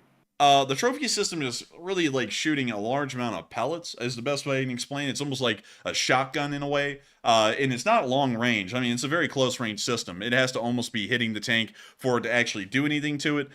So this is probably what we're talking about with the Metal Storm system is really just the trophy system. And I feel like a lot of trophy systems are going to start being produced in the future, so that way they could be equipped onto really any vehicle. And the sensors will most likely be adjusted to where if drones get in close proximity to the vehicle, the trophy system will fire and it will end up destroying the drone. Because that's really the only way I can imagine that this will be able to defend, well, any modern vehicle will be able to defend itself from drones, is to have a trophy system that is specifically calibrated to deal with drone threats and other kinds of threats like RPGs and such things like that. So with that, I hope that does address that incredibly well, the best I can, at least based off of my knowledge, because the Israelis use these things a lot. The Israelis actually have these on the Merkava Mark IV-M, I believe, right here. You can actually see that they have a trophy system mounted forwards, and they also have a trophy system that's mounted towards the rear as well, so they actually have 2 trophies per side. The sensor picks up anything coming in, and it'll end up blowing it up. And that's why Hamas actually no longer uses any kind of anti-tank weapons against the Merkava Mark IVs, especially the Mark IV-Ms, because they know that it won't hit the tank. The trophy systems will blow it up before it can ever hit at all. So usually what Hamas has to do if they want to try and knock out one of these Merkavas is that they have to take a bomb, run up to the tank, pretty much drop a satchel charge onto the outside of it under the turret ring, and then run off and let it blow up. That's the only way they can try and knock out a Merkava, and even then, that's a little difficult. But I hope that does address that well, Will Callaghan. Thank you so much for your first super chat ever, according to YouTube. I don't believe that, though. I feel like you've super chatted before. But thank you so much once again for supporting this channel and helping us to keep it running. I hope that does address that the best I can, because I think this will be the anti-drone defense of the future, and it'll make tanks usable again, as long as all of them are equipped with the trophy system. And so, thank you for the massive support. Thank you for helping this channel to keep it running. And I hope I was able to give one of the most in-depth answers I could have possibly given. And with that, we are on to the next one. And the next one goes to Frostbite Productions, who puts in a $20 donation. Thank you very much, Frostbite. for your support as well. He says, what's the typical payload on the ATACMS that Ukraine recently got? And can Ukraine modify the missiles in any way to distribute a bigger payload? And if the radius can be wide enough, it could further deter Russian advancement. From what we understand, the ATACMS carries a payload of 500 pounds. So it's a 500-pound warhead. If the Ukrainians wanted to add any additional weight to that warhead, it's going to be at the cost of range. Because to be able to lift that off and take it to its target, it's going to require more thrust, it's going to require more fuel, and for that reason, considering that the ATACMS can only carry a set amount of solid fuel, that means in the end, you'll be decreasing the range to get a larger warhead onto that missile. And so, going off of that, yes, they could modify it, but they couldn't really modify it much. And if they did, it'll be at the expense of further range. Meaning that if they want to hit any targets that are far away, like the Kerch Bridge or Sevastopol, they will hit it with a standard 500-pound warhead. If they wanted to hit anything closer than that, they could try and maybe equip it with an additional 100 to 150 pounds, but it also depends on payload storage space, because if they don't have a lot of that inside the missile, then once again, you're largely stuck. In reality, they'll probably not modify the missile a lot, because modifications to a missile like that are going to be rather difficult, and if you really want to do anything to increase the payload of the missile and also the range, you pretty much end up redesigning a brand new rocket. You may as well create the precision strike missile that the United States is replacing the ATACMS with right now. So going off of that, I hope that does address that incredibly well, Frostbite Productions, but an incredibly good question. And I hope that does answer that the best I can. I believe that the Ukrainians will probably just want to push them into service as is, instead of having to wait to try and make further modifications that will only probably hamper the efficiency or the effectiveness of the weapon. And so with that, thank you so much once again for that incredible support, Frostbite, and thank you for helping this channel to keep on running. And with that, we are on into the final question of this segment, and then we're going to be moving on into the rest of the Frontline news.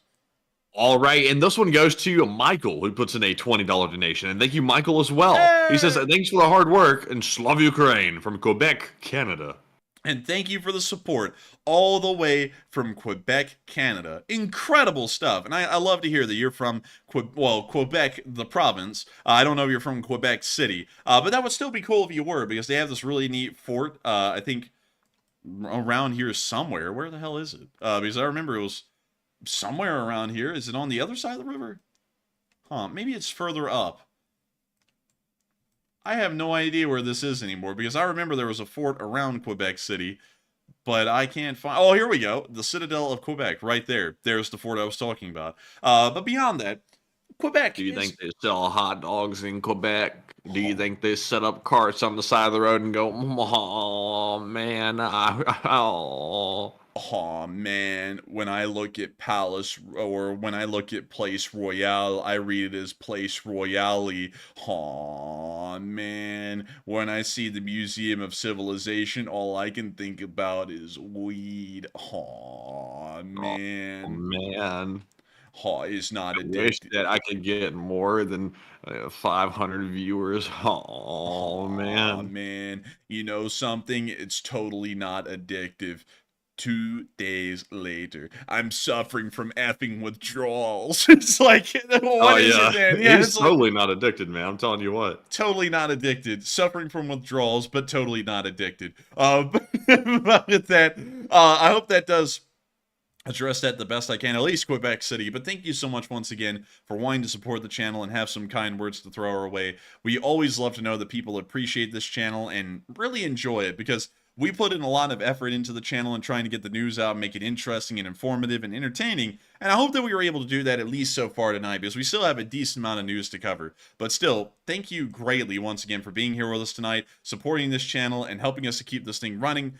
Because if it wasn't for folks like you, we wouldn't be able to be here right now. We wouldn't be able to run this channel, and we wouldn't be able to get to talk to each and every one of y'all as much as we can right now. And so I got to say this once again. Thank you so much for the support and making this channel possible. And thank you for being one of our viewers from Quebec, Canada, Michael. And thank you for your 3rd super chat in the history of the channel ever. And so with that, thank you. Thank you greatly. And I hope I was able to address all of those questions the best we can. And it is now time for us to move on back into the news proper. And moving on into the area of Vilshana, where we got to see that a BTR hit a mine. Check it out. This drone watched it happen. There's the BTR-80. It's about to run over a mine. And we're about to see that BTR later.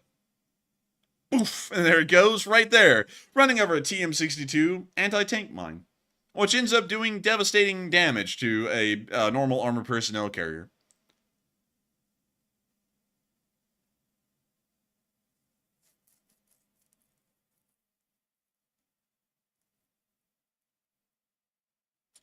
And we see the drone flying over and surveying the damage, and good googly moogly, that thing is juicy. Goodness. It's burnt to a crispy. Man, that thing is crispy wispy. That thing is crispier than the crispy kernel at KFC. I mean, that thing's toasted through and through right there. That BTR is so cooked, it's more cooked than Hot Dog Man's brain. Aw, man. Moving on from that down towards Krasnodar, we also got to see that a Buick M1 system got destroyed as well. Rock music ensues. And also, thank you, BC Skyman, for the 3 super chats you've thrown in. I've seen that. Yes, thank you. Very generous. We'll make sure to address those in a little bit, but still, thank you in advance. But we can see the Buick right there, and look at it. It's actually operational. They're using it.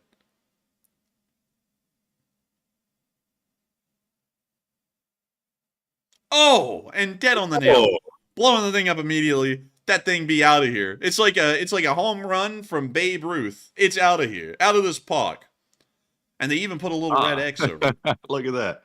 Man, don't you love to see it? I love to see it.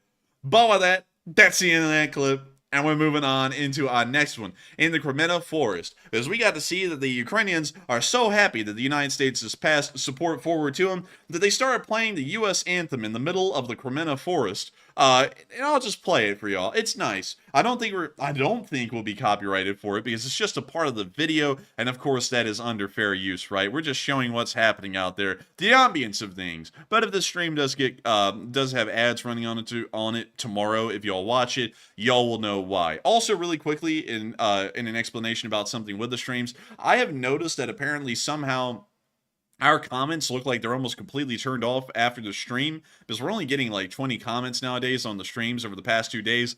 I don't know what's up with that. I've been trying to look into that and figure out what's making that happen. We have no idea at the moment. We'll be looking into that more, though, and trying to figure out why in the world is everyone not allowed to comment on the streams. Y'all should be able to. We haven't done anything to stop y'all from commenting, but for some reason, no one's able to comment until like 10 hours later. But anyways, here's the clip. Oh, yeah. it's... Man, the Yanks are out there? Man, the Yanks are out there, man.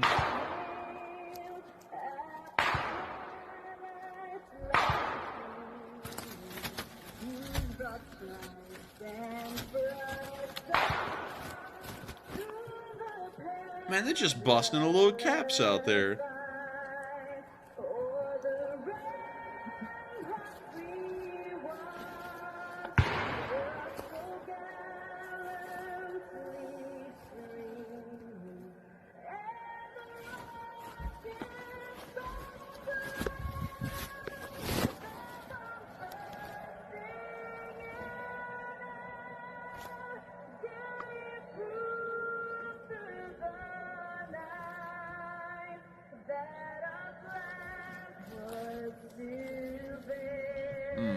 I love to hear it.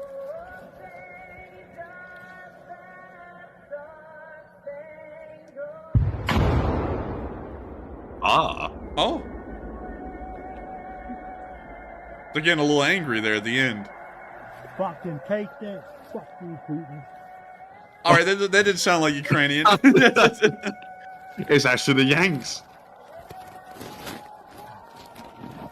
Man, when you hear aggressive cussing, like it sounds a non-Ukrainian, you know who it is.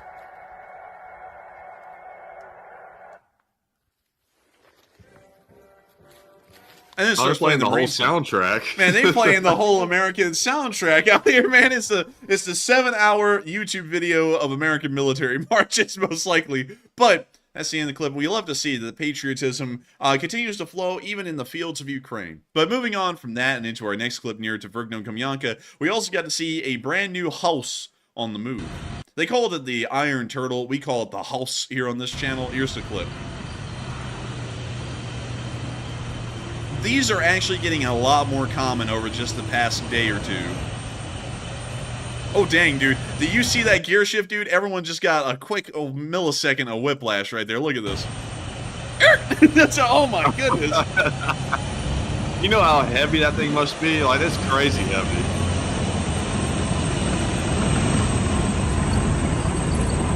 Dude, and this one doesn't have, like, corrugated tin. This is, like, actual, like, sheets of steel. Oh my lord, dude, they are whipping that thing. You know, I actually saw somebody earlier today saying this was actually a brilliant, genius idea by the Russians. And I was like, yeah, I don't know about that. I would have to disagree. I tend to disagree because watch at the end here, whipping this thing around as hard as they are, just even out here to film, something fell apart at the end of the clip. Watch, it turns, and then. Oh, never mind, it was on the ground.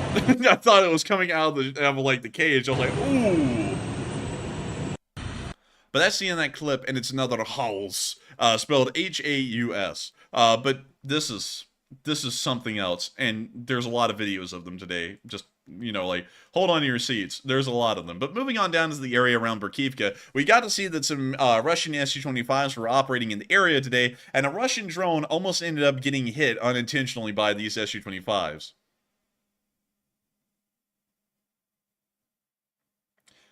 Oh, dude, look at that. Dude, that was close right there. I mean, that thing almost got... Could you imagine if that would have got sucked into the intake? Man, that'd be better than sucking in a nice Canadian goose. I mean, this thing would cause some real damage, I tell you that, because it's a little bit more solid than a Canadian goose. But, I mean, just look at this. This is crazy. And the drone's like, oh, look, they're coming. Oh, it's just like, that was too close. Man, they got that little proximity warning for like a split second. That was it. Man, the drone actually tried to adjust a little, and now they're going to start taking it down. They're like, get the hell out of here, please.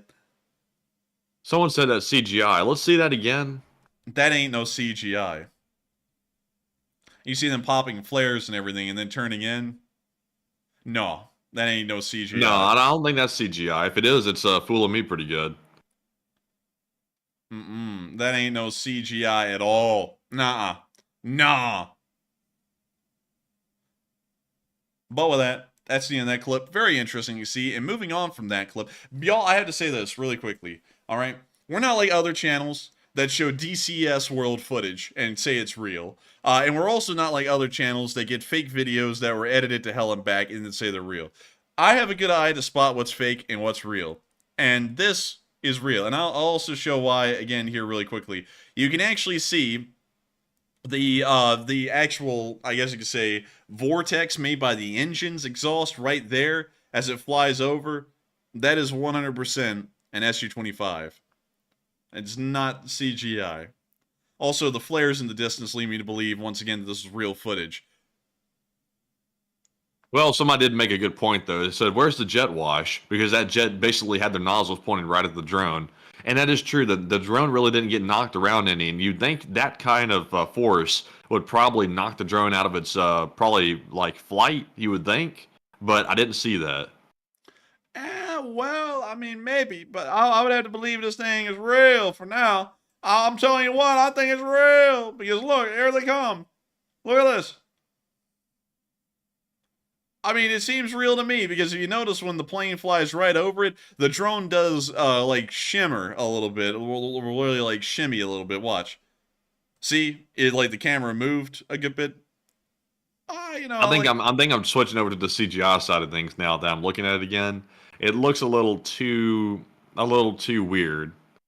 I don't know. I'm saying I believe it's real. I believe it's real. But moving on from that into the area of Kalinina, we also got to see another house near Chasiv Yar. Here it is. It is another one. This one's built onto a T-80, I believe. But they really kitted this one out. Apparently that one we can't see. But here's the back. Here's the front. They're actually starting to make this as a common armored modification right now in Ukraine, which is very interesting to say the least. But moving on from that and into our next clip, we also got to see that the Ukrainians ended up hitting and knocking out a Russian drone today in the area. Getting rid of the trap remix, though.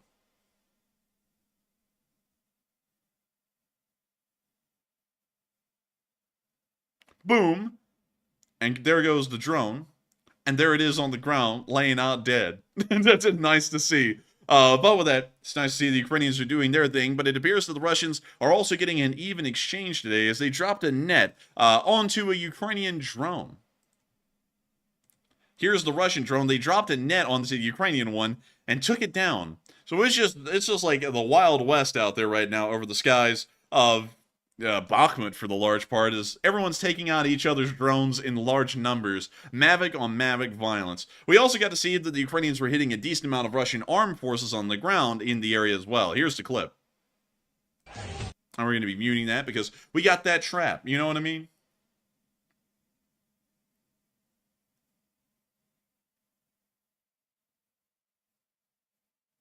Oh, look. It's burning. It's burning very nicely, bled. Oh, bled. Ah, there went a bit. And we can see them getting hit by another drone, bled. And then another drone hitting another BMP, bled. Right on the turret, bled.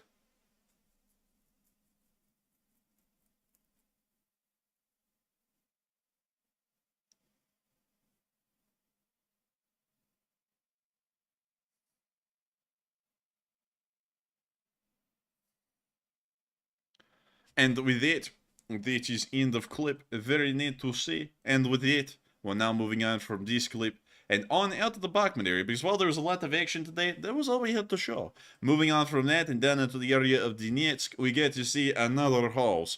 Another one, the third one of the day. There it is. Those things are just so stupid looking. I mean, there's no way you can make them look cool. They look stupid. But with that, that's the end of that clip. And moving on into the area of Krasnoyarivka, we also got to see another house near the town. This is actually the same one we just saw in the old clip, but this is when it finally made it to the battlefield. It's just sitting there, menacingly.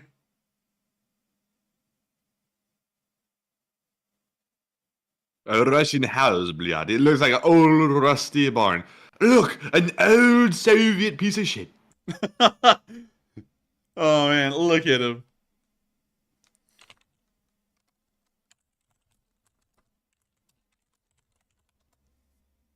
That really is a terrible one. Really, that's tough. I tell you something, Bled. It's really tough.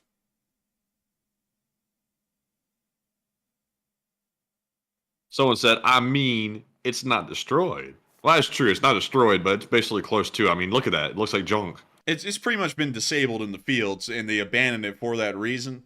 But I'm actually trying to find something, y'all, here really quickly on the side.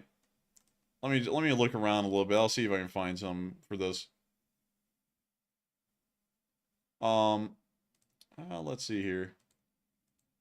Dang. This is tough. It's hard to find. It's hard to find the footage, old boy. Let's see here. Let me see if this is one. Hang on. Sorry, everyone. The screen's going black. I'll put it right there for a second because I'm trying to find something. I might be able to help us find out if the last footage was real or fake. Wait a minute. Dang. It's hard to tell because no drone that I can find anywhere on any video has gotten that close to a plane. I'm not seeing any vibrations though or shimmying when they fly in the backwash, but you know, it's a lot farther away from the jet than we saw a moment ago.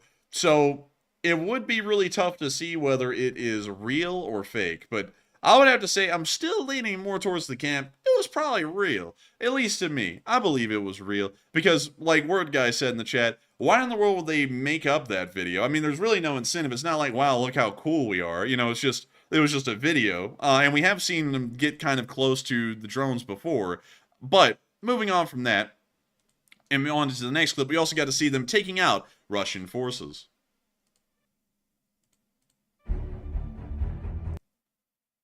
And we see the 26th Brigade right there, moving around, doing the thing. Actually, it's not the 26th Brigade. The 26th Brigade is about to be one that knocks them out.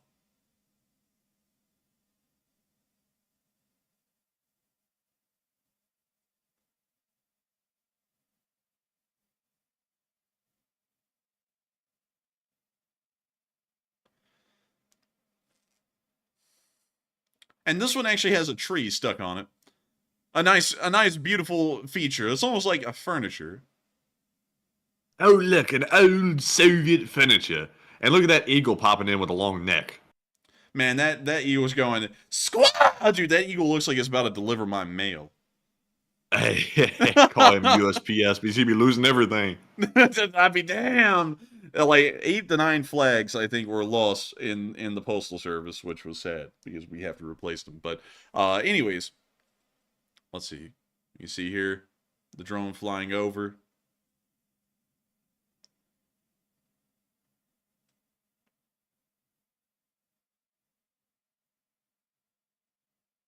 We now see the first tank has been hit and is now on fire. It looks like the engine is starting to lose power because the tank's starting to roll a little bit slower. And now it's coming to a complete stop. It looks like the crew is going to be bailing out on that one.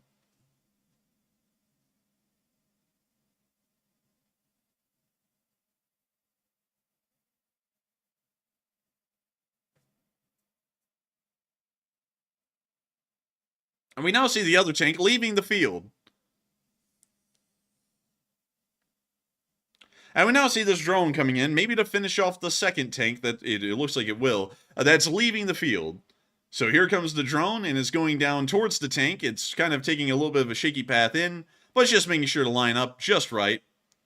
And right into the engine bay right there. We'll see it hit the tank right about there, I believe, maybe. There we go, and it hit the tank. And let's see if its engine gets knocked out as well.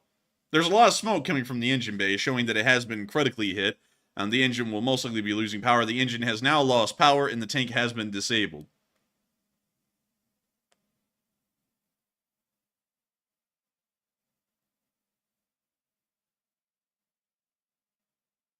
We now see another drone flying around the first abandoned tank in the middle of the field.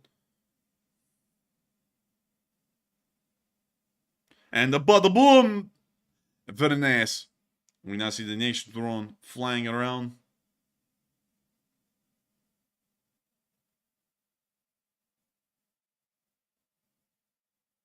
And the bada boom blade, another hit. Bada boom! Jaga jaga. Man, someone earlier in the stream, I got this spot. I don't know if you saw him, Matthew, but they said, I think it was a real person actually. They sat there and said, "How dare he make fun of the way Russians talk? If he came up to me and made fun of how I talked as an American, I'd sock him in the jaw." I was like, I would make fun of you, and you would not sock me in the jaw. It's like that would not happen, pal. It would not happen. But anyways, you shalln't sock me. But if you want to, you can try to punch me, though. But dude, what you gonna do with a sock? Dude, I would be like Richard Nixon. I'd be like, sock it to me? They'd be like, what? Man, that'd be a cool prank if you like walked up to people on the street and said, "Hey, man, I want to sock you," and they're like, What'd you say?" "I'm gonna sock you, man." Then you pull out some socks and hand it to them. What a stupid like prank! Like, it's just a prank, bro. It's just a prank. Let them just like that. Man, no, sit there and say, "I'm gonna sock myself," and then just put a giant sock over your head or something like that. You know, like, oh man. But anyways, you see the barn actually leading a column of Mad Max vehicles through the fields near Krasnoyarivka. And it looks like it just hit something. And actually, it looks like it's hitting several mines in the way, but it just keeps on going.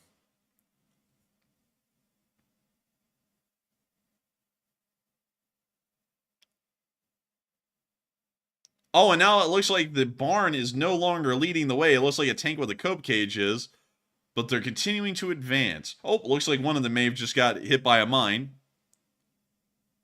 Can't really tell. They didn't zoom in enough. The column is continuing to advance towards Krasnoyarivka.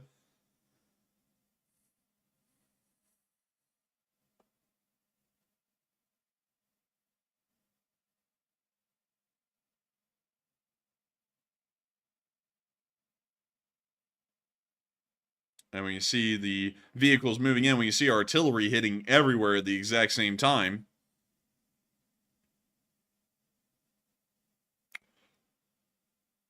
And we can see What here was something that? something It's, firing. I was trying to collect myself to be able to speak in this kind of a voice. I was like, how the hell am I going to do that? One thing that you have to remember about the communist Chinese is that the communist Chinese are very different than the communist Russians. Or whatever. I'm trying to think of how in the world to even do that voice, because it's been a while since I've done that. The American public is coming to ask, am I a crook? Well, I'm not a crook. I will be resigning my office. I am a crook. But we can see them moving around without really any direction, honestly, just kind of moving wherever.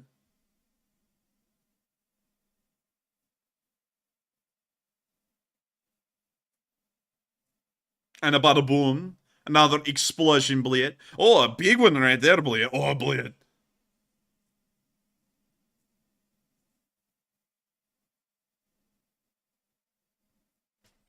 Barry Baldwin said, that is a good Nixon, and I thank you greatly. I'm losing it right there. So I start laughing, I start smiling. I'll tell you this. Nixon, you can take it easy. Don't be so tricky, okay, Richard? And get a grip now. I'll tell you this. Sounds like someone's breaking in. It's Settle down, Dick. It's just a storm. It's just a storm, Dick. Sit down. And if y'all know what it's from, you know what it's from. But anyways, we can see the armored vehicle is still moving around. It's almost like raw. Did you see that? There's no way in hell that just happened. This tank, this Russian tank, was leaving the field. It has an armored personnel carrier right behind it. It almost ended up shooting the armored personnel carrier right there. Look at this. Some people had to ask if the driver right there had shell shock. Well, I can tell you he didn't have shell shock. He had shit pants. They turned brown.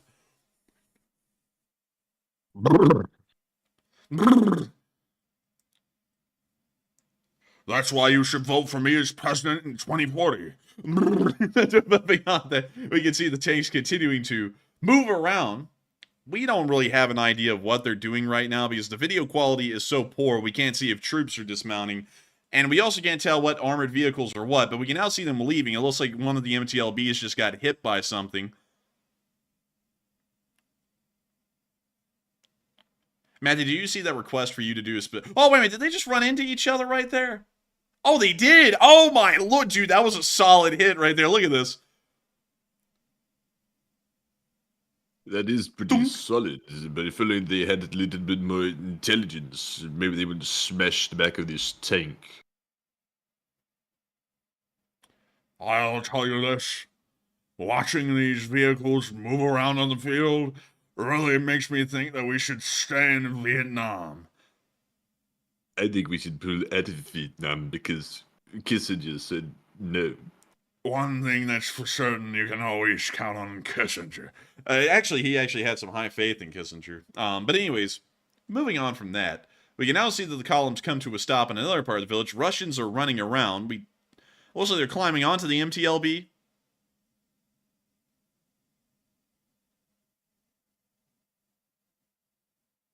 Oh, and a dead-on hit to the rear of that MTLB. It's now trying to leave.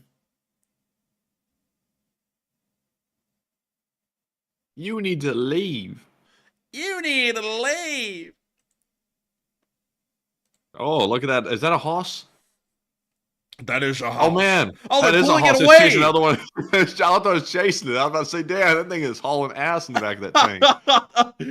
That's the end of that clip. And that was the entire video of what they did at Krasnoyarivka today. Meanwhile, they've been bombarding the town with tulpans as well, trying to force the Ukrainians out. Here's the footage of the 240mm tulpan shells hitting the city.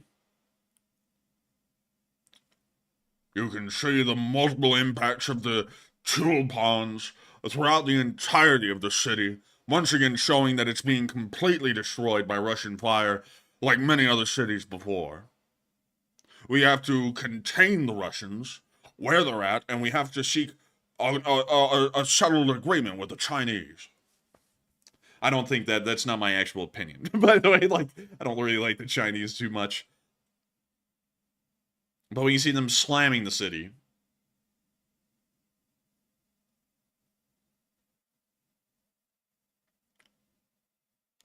Mike C.G. Blade said Belarus will be taking Lithuania soon. Over my dead body.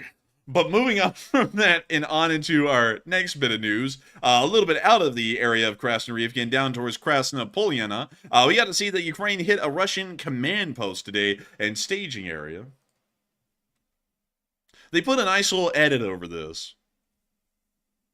But there's the Russian staging and command area, and they're about to obliterate it with artillery fire.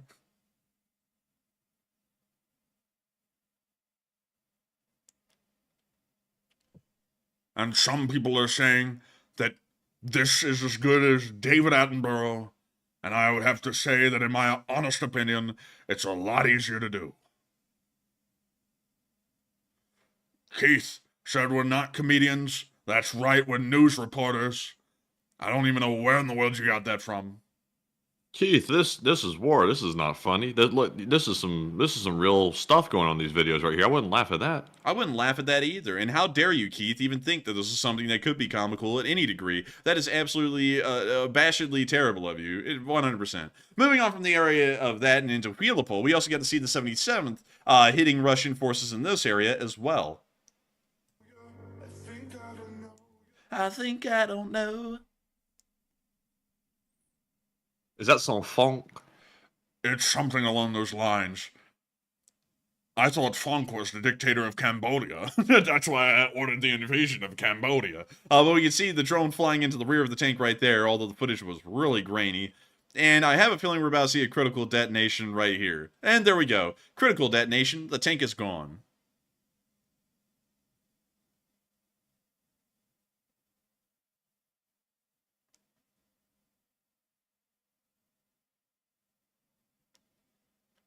Blush said, I always laugh, and I thank you for finding us to be that big of a joke. But beyond that, we can see the tank. I did have a turret toss, actually. The turret popped off. We didn't really get to see that too well. But still, nice to see they were able to knock out a tank in the area.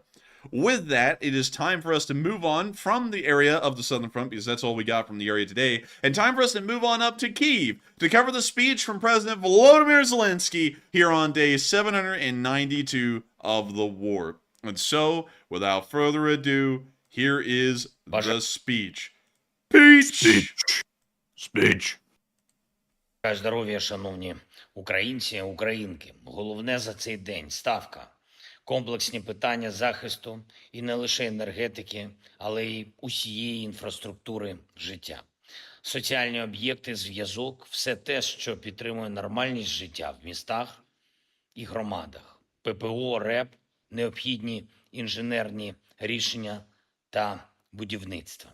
Я вдячний усім, хто вже оперативно працює на своєму рівні, в уряді, в областях. Дуже важливо, щоб терміни реалізації рішень були дотримані. І на ставці, зокрема, за цим уважно слідкуємо. Працюємо далі щодо контрактів на виробництво зброї та техніки в Україні. Кожен виробник має отримати дійсно довгострокову впевненість у тому, що кожен контракт буде забезпечений необхідними фінансами, постачанням і логістикою. Ми працюємо із нашими партнерами над інвестиціями у виробництво в Україні. Вже зараз за деякими напрямками можемо виробляти значно більше, ніж є власних коштів. Виробничі потужності достатньо широкі. І, зокрема, під час візитів, під час перемовин у контактах урядовців з партнерами ми обговорюємо можливість більш масштабного залучення фінансів, щоб країни, які володіють коштами, але не мають власних виробничих потужностей, щоб вони будували свій арсенал разом із нами і нам зараз для фронту допомагали. Я дякую всім, хто проявив свій інтерес і докладає своїх сил до такої взаємодії. І, звичайно, ситуація на фронті. Готуємось до завтрашнього засідання Рамштайну. Будемо говорити, зокрема, про те, як найшвидше подолати складнощі і проблеми, які накопичились за півроку, коли ми чекали рішень про американську підтримку. Політично ми вже спрацювали заради підтримки. Тепер треба, щоб спрацювали і по наповненню пакетів потрібною зброєю і по логістиці. Дякую всім країнам, які у цей час ухвалили свої нові рішення на допомогу Україні, нашим воїнам, нашим містам і громадам. Дякую кожному, хто допомагає. І сьогодні ж продовжую максимально активно працювати на американському напрямку. Вже говорив зі спікером Палати представників Майком Джонсоном, подякував за лідерство, яке зараз гарантувало, що демократія у світі не втратить позицій. Говорив із лідером республіканців у Сенаті Мітчелом МакКоннеллом та лідером більшості Чаком Шумером, подякував їм за принциповість та підтримку у протистоянні терору. Ще говоритиму з лідером демократів у Палаті представників Хакімом Джефрісом. Тематика усіх розмов – це наша спільна сила. Усіх, хто цінує людське життя і прагне зберегти наш спосіб життя. Те, що об'єднує усіх нас в євроатлантичній спільноті. Говорили про патріоти, про силу наших арсеналів, про нашу політичну взаємодію. Можемо перемогти російський терор. Мусимо це зробити. Я дякую всім, хто б'ється і працює заради нашої сили, заради нашої України. Дякую всім, хто допомагає. Слава Україні! And Героям слава! And with that, that is the end of the speech from President Volodymyr Zelenskyy here on day 792 of the war. And with that, it is time for us to move on into the next segment of the stream, where we get to talk to all of y'all. And we get to talk about anything and everything that y'all want to talk about. Whatever y'all brought up in the super chats, the live chats, anything at all, we get to talk about.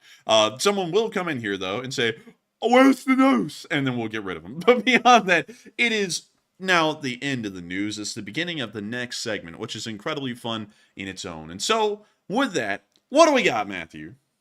All right, so let's go ahead and hop right into our last poll of the stream. And this one says, the U.S. military wants to help Ukraine with their strategy, and do you think Ukraine needs the help to win the war? 48% said yes, Ukraine desperately needs a new strategy. 32% said they need some strategy help. And 13% said no, Ukraine knows what they're doing.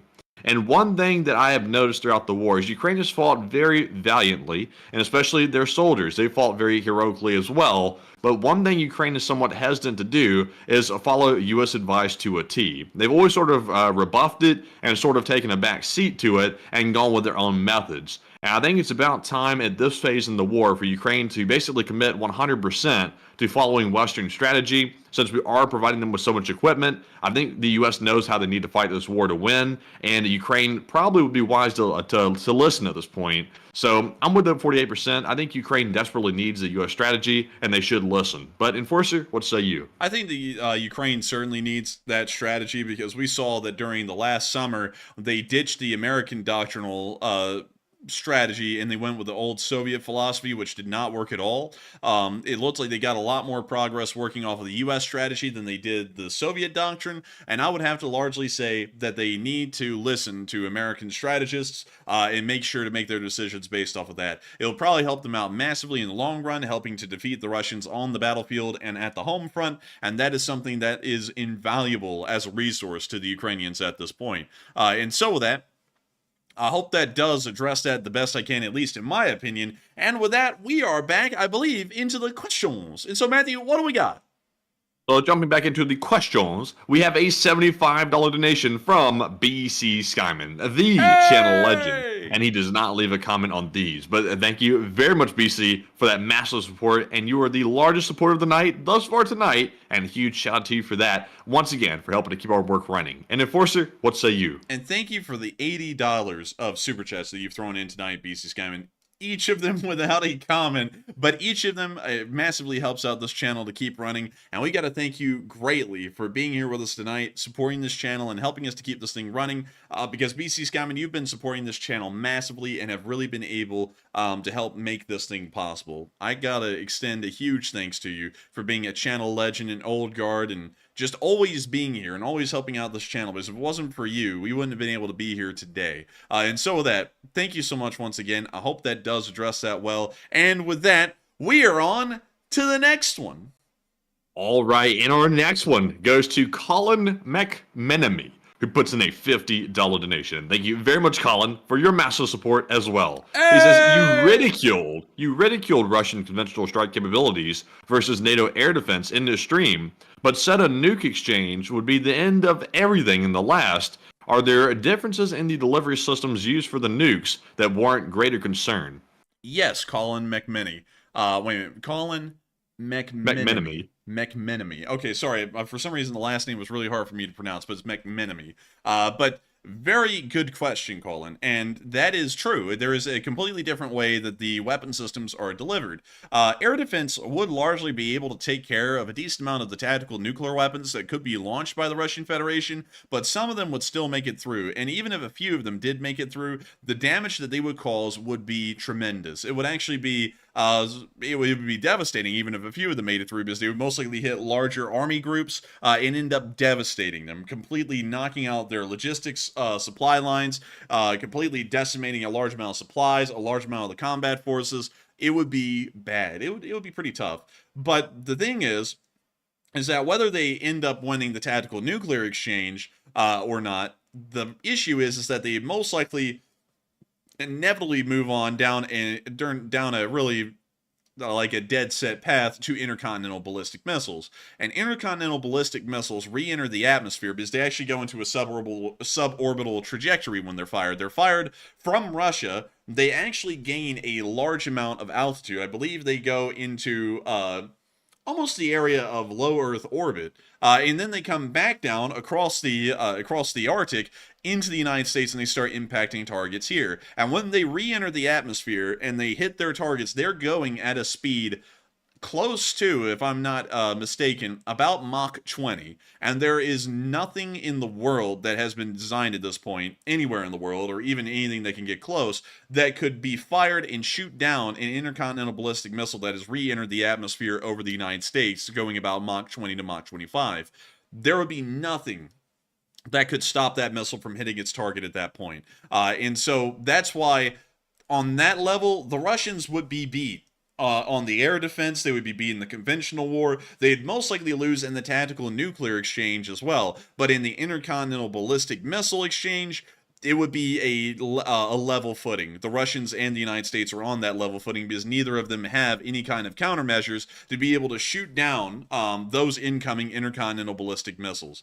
There's literally nothing. I cannot get that out enough. Literally nothing that exists in this world right now can shoot those down once they are coming back in the atmosphere and towards their targets. The Russians couldn't shoot down ours. We couldn't shoot down theirs. It would be a lose-lose all around. So that's why I've always said that, because as far as the intercontinental ballistic missiles go, their delivery systems are completely different than any other form of conventional delivery systems that we see right now. And I see Herpter NV saying the PAC-3 can actually intercept MIRVs. The Arrow 2 can also do that, exo-atmospheric interceptions.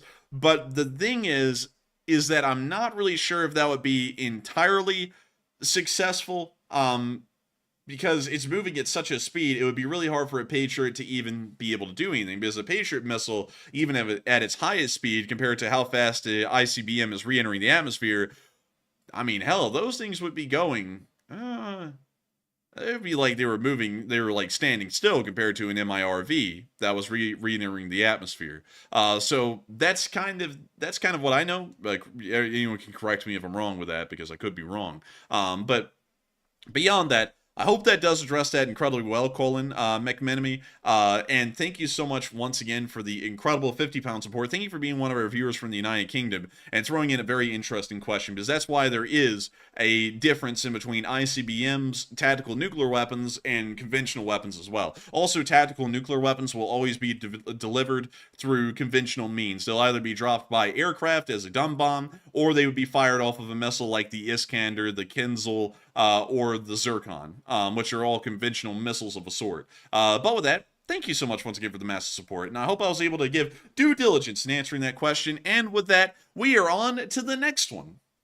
All right, and our next one goes to Blue Flam 777 LSA, who puts in a $20 donation. He says, bots and trolls are 5% of this chat, and what can be done about it? And LSA steps to 105% of the chat. Now it's 100%. LSA maths, question to the chat. And I'm telling you what, that math checks out to me. I'm not good at math, so you can take it to the bank. But thank you, Blue Flame, very much. But Enforcer, what say you? I would have to say there sadly isn't a lot we can do because we end up banning them out of the chat a lot. But they can still watch and they can vote however they want on polls and all that kind of stuff. So sadly, there's not really much more we can do about the bots. But still, I would have to say that the biggest bot in the chat right now is the hot dog man. He's watching right now. Really?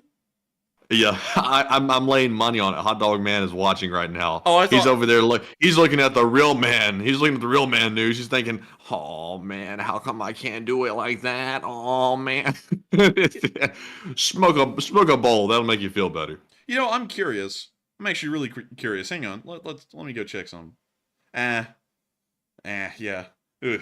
Oh man. Oh, man. So I noticed this is why I went, because there's nothing going on over there right now. It's radio silent, not running a show or anything. So you know that Hot Dog Man is here. He's in the chat somewhere. He's lurking. Wasn't that funny, Matthew, that one time, like someone brought him up and we were like addressing, yeah, this guy is like psychotic, he's crazy. And then he threw in a $100 super chat, like saying some crap about us. Like that disproved that he was harassing us. I was like, way to go. Like way to go. What a stalker. I mean, I'm never on the live stream over there. We sometimes have to go back and watch like a small clip that someone will point out like, hey, they like it was like close to a threat in the chat or something like that against y'all. And then we'll go over there and look at it, but there's always a video after that. But yeah, oh my lord. That probably is happening right now. But beyond that, that is probably the biggest bot, the biggest bird in the live chat. I'm the biggest bird. I'm the biggest bird. But beyond that, I'd have to agree, Blue Flame 777. In total, there's 100% of the live chat chatters here right now, and they make up 110% of this channel. But still, thank you so much once again for the support and helping this channel to keep on running, because people like you, Blue Flame, make this thing possible. And so thank you so much. And with that, Matthew, what do we got for a live chat?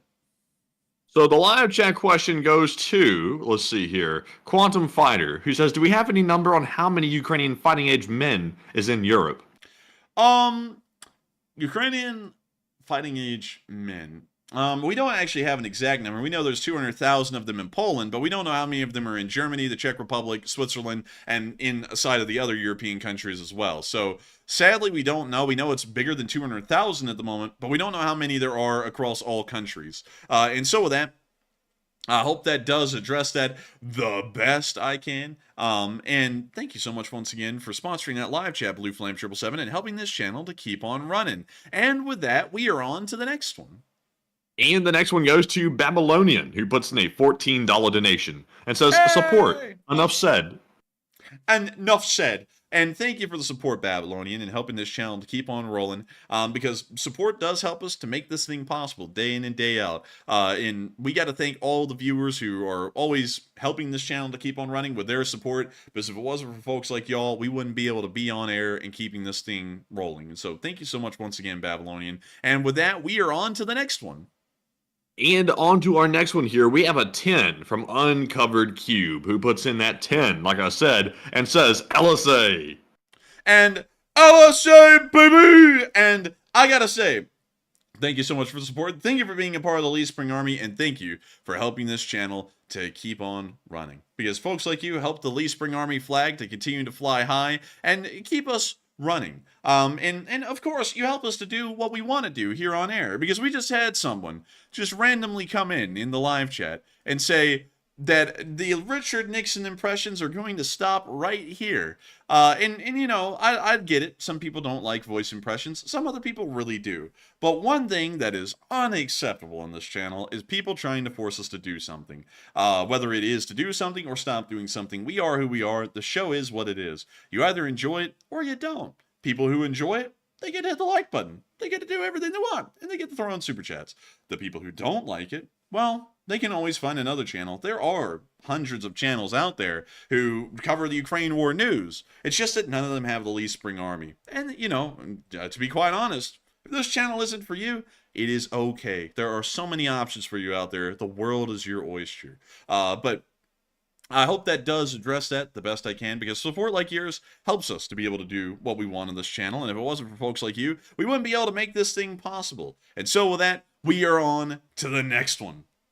And the next one goes to Jason Carpenter, who puts in a $10 donation and says, like I said, Russia threatens nukes because they got nothing else to bring to the table, and they're worried because they know what the Ukrainians can do with proper Western support. Exactly. Like, that is exactly what it is. That's why they threaten nuclear weapons, because they know that's all they have. That's really their trump card on everything, is they have nuclear weapons. Their conventional armed forces are terrible. Any Western weaponry posed against them would defeat them, which it largely already is, even in the smaller numbers that's been provided to Ukraine. And that is dead on the nail. A perfect analysis of the war, to be quite honest, in a very succinct way. And so with that, thank you so much once again for support and helping this channel to keep on running, because folks like you make this thing possible. And with that, we are on to the next one. And up next, huge shout out to, while my spreadsheet takes a moment to load here, huge shout out to William Jones, who puts in a $10 donation, along with Heather Fitzgibbon LSA, who also put in a 10, and also Junebug72 put in a 4, along with Bruce Lee, who also put in a 4. And huge shout out to Junebug, Bruce Lee, Heather Fitzgibbon, and also William Jones, and thank you all for very much for that support. And sadly, no comments to address on any of them. But Enforcer, what say you? But thank you to the 4 of y'all. While y'all didn't throw in any comments, each of y'all's support helps this channel to be possible and helps us to keep this thing running. And we are greatly appreciative to y'all for helping to make this channel possible. If it wasn't for y'all wanting to support the channel, we wouldn't be able to keep this thing going. And while none of y'all threw in a comment, y'all support has a massive word in keeping this channel on air and keeping the flame of the Lee Spring Army eternal. And so with that, thank you so much once again to each and every one of y'all. I hope that does address that well. And with that, we are on to the next one.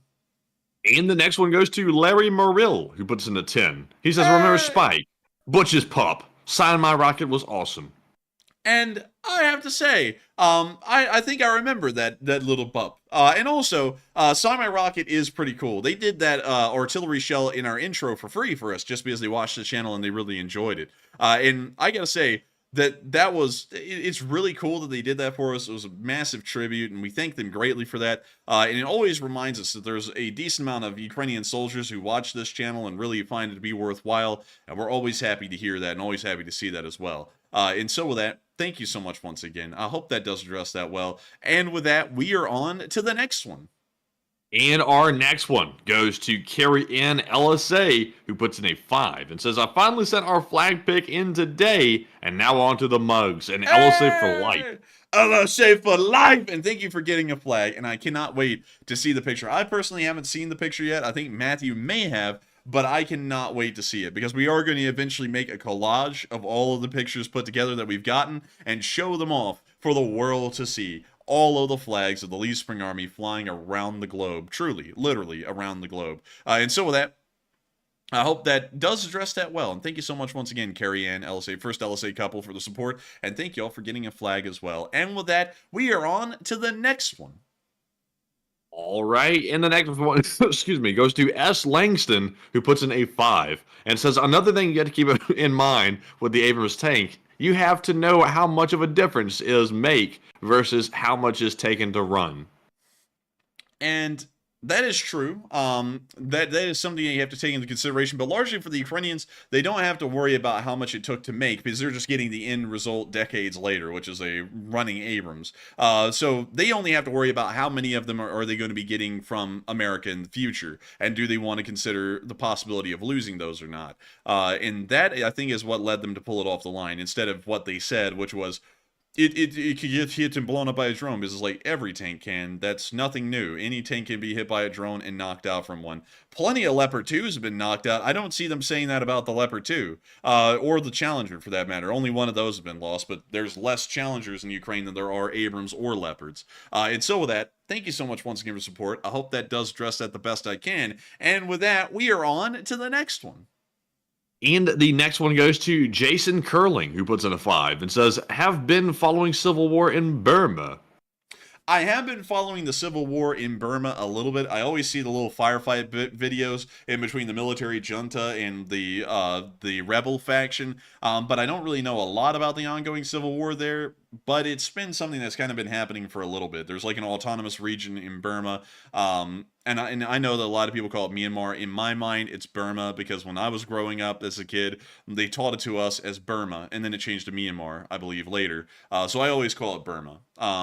So, you know, if anyone has a problem with that, sorry, that's what I call it. You get the picture. It's Myanmar, it's Burma, it's Myanmar. But beyond that, there's an autonomous region there, and apparently there was some kind of a suppression that was going on or something like that, and they started rising up again. And also on top of that, there was a military coup that happened a few years ago that ended up causing some slightly major issues, to put it lightly. And also, this is the capital city, by the way. And I was really shocked because I zoomed in on it and I was like, what the hell? There's like nothing here. Like there's like, it's like empty. Like there's literally nothing. Here's the National Assembly of Myanmar here, which just kind of almost looks like a prison compound with how this place is laid out. Here's some like cookie cutter houses. They're all the same. Here's a large football stadium, maybe some more houses. But this place is empty. Like, there's nothing here. There's hardly any density to this. Here's the ministries. There's nothing here. There's literally nothing here. It's like a small, like, rural settlement out here. This is wild. This is actually crazy. I've never seen a capital city that looks this big from space. Because, look, it actually covers a pretty decent area of Burma. And then you zoom in, and the density is, like, next to none. Like, nothing at all. And then there's this diplomatic housing estate down here that's got these streets, like these dirt streets and everything, and there's no houses. There's nothing there. This is wild, That's actually. weird. It's like this is like some land that's ready to be built on, but really nothing. Yeah, I mean, this is legitimately crazy. Poor city planning, by the way, too. It's like a big suburb. But anyways, with that, I hope that does address that the best I can. And thank you so much once again for support. And with that, we are on to the next one.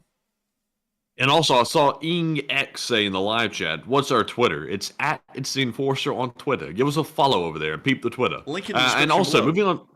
Yes, link in the description below. And also, our next super chat is going to go to another channel legend, Wilness LSA Latvia, who puts in a €20 donation. And thank you very much, Wilness, once again for that support. He says, "Greetings, LSA, and hello, brothers. And in your opinion, what are some lesser-known historical events or figures that have parallels or lessons relevant to the current situation in Ukraine?"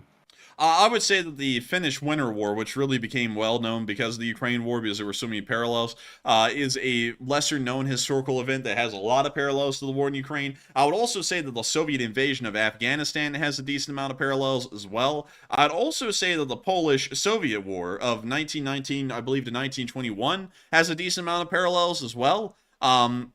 And I would say that those conflicts are probably the best ones I can think of in the modern age that have a great deal of parallels to Ukraine for different reasons. Each one of them is so in-depth that it would really take an hour to explain why they're parallels to Ukraine. So I won't go into the explanations of each, but those three conflicts all share some major keystone moments that make them almost identical to Ukraine, and the Ukraine conflict identical to them. So I would have to say, I hope that does answer that question incredibly well, Wilness LSA Latvia. And also, hello to you, Wilness, part of the LSA, and the LSA Latvian Hoof Trimmer, which is an incredibly neat job. I actually saw that finally, for some reason, for the first time ever, about 2 days ago, on TikTok of all places, because someone shared it to me and I went and looked at it. I don't have a TikTok account, so I just get on as a guest. But it was really interesting. You know what's even more interesting, y'all, is that we've actually heard that the parent company of TikTok has been given orders by the Congress that they are either going to pretty much sell out to an American company and be an American-run company, or they are going to be forced to shut down. And TikTok has already said they would rather shut down than be sold to an American parent company, which is very interesting because it's like, why would they want to go out of business? Who the hell in the business world goes out of business when you have an option to keep on running? Isn't that wild? I mean, that's crazy. I would It's swear. almost like they weren't focused on making money, even though they're a private company. What kind of sense does that make? I mean, I'd swear, man, to be quite honest with you, that sounds like something that the Chinese Communist Party would do. I mean, that's honestly crazy. It looks like the cover's been blown on TikTok, which is just very interesting to me. It is 100% a Chinese Communist Party run app, because they're not even wanting to be bought out by the parent company that they're going to be bought out by, because they were given an option. And a lot of people keep on misunderstanding this. A lot of people keep on putting this out. Congress didn't shut down TikTok. TikTok will be shut down in about 9 months from now permanently. Congress isn't shutting down TikTok. They gave them these two options. They said either you are going to break away from the Chinese parent company that you currently have right now, and you're going to allow yourself to be bought by an American parent company and run by them, or you'll be forced to shut down. The choice is yours. So they actually had a choice to keep up and be bought out by an American company, or to shut themselves down. And they decided to shut themselves down. They've already made that very clear, and at this moment, TikTok will cease to exist in 9 months. So that is crazy to hear. That actually lets you know exactly where their loyalties lie. It wasn't a private company or anything like that. It was a company run by the Communist government of China, which is crazy when you think about it. But with that, I hope that does address that well. And getting back to Wilderness LSA Super Chat, thank you so much for calling us brothers, because that's really cool to think of. The LSA is a brotherhood, or not really a brotherhood, because there are a sisterhood and a brotherhood. And so with that, thank you so much once again for support. I hope that does address that the best I can. And with that, we are on to the next one. It's a peoplehood. But anyways, you know, on the topic of TikTok and stuff like that, it's just like, you know, one thing that I always keep in mind, whenever an app is free or something is free to use, typically the customer or the person using it is the product themselves. And in the case of TikTok, it seems like they might have had a little ulterior motive that everyone sort of saw coming from a mile away, why they wanted people to sign up for that app. It's just kind of crazy to me. It's like, and then I saw the CEO of TikTok come out and say, "This is nothing but an attack on TikTok. This is not right." And coming out with like that corporate, like Chinese speech, like stuff, like propaganda speech, like trying to make it seem like the world is against TikTok and we've done nothing. It's like, then how come you don't address like all the concerns with your platform and stuff? And how come you're not willing to sell your company and make a load of money from it? Because that's typically what companies are in business to do, you know? I would have to say it is really weird, and I would 100% say that shows that they had connections to the Chinese Communist government, 100%, because because it's not an attack on TikTok. All they have to do is change parent companies. That's all. They don't have to do anything else beyond that, but they won't do that. Why not? I mean, they could continue to keep running their business the way they did in the past, literally the exact same way. It's just that they'd have an American parent company, so why in the world would they not do that? Makes no sense. But with that, I hope that does address that the best I can. And thank you once again, Wilderness LSA, for the support. And with that, we are on to the next one. And the next one goes to Arsenic, who puts in a 5 and says they should install big lasers on the top of Abrams tanks or on another vehicle next to the tanks to protect them from drones. You could do that, but from what we understand, the cost of that might be fairly expensive. But I think we could expound upon that idea and make it an anti-projectile system, not just for drones. You could make a tank, take an M1 Abrams hull, remove the turret, replace it with a special kind of a turret that requires maybe one crew member, perhaps. Like you have a driver and a gunner, which also serves as the commander.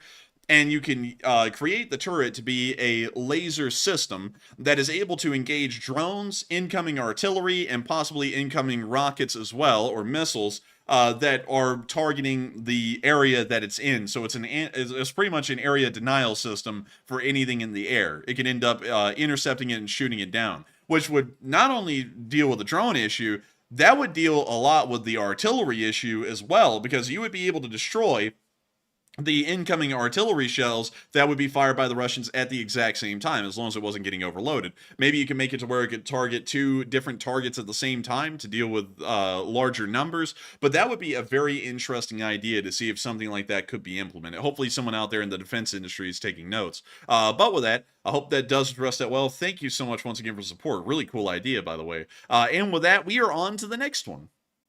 And the next one goes to Chris Skulski, who puts in a 5 and says, "Slav Ukraine." And I keep getting unsubscribed, but I'm undeterred. Go Ukraine. And Slav Ukraine. And I hate to hear you keep getting unsubscribed. It's an issue that a lot of people are dealing with. But I got to thank you so much once again for the support and helping this channel to keep on running. And I got to thank you for being a big patriot of Western countries. And so with that, Slav Ukraine, and long live the Spring Army. And with that, we are on to the next one.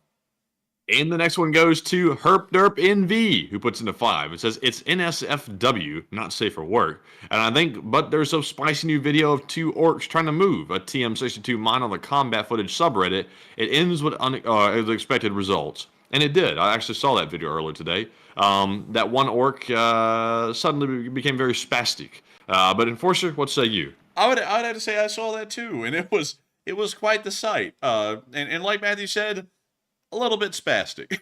But beyond that, no more comments than that. Thank you for supporting helping this channel to keep on running, and we are on to the next one.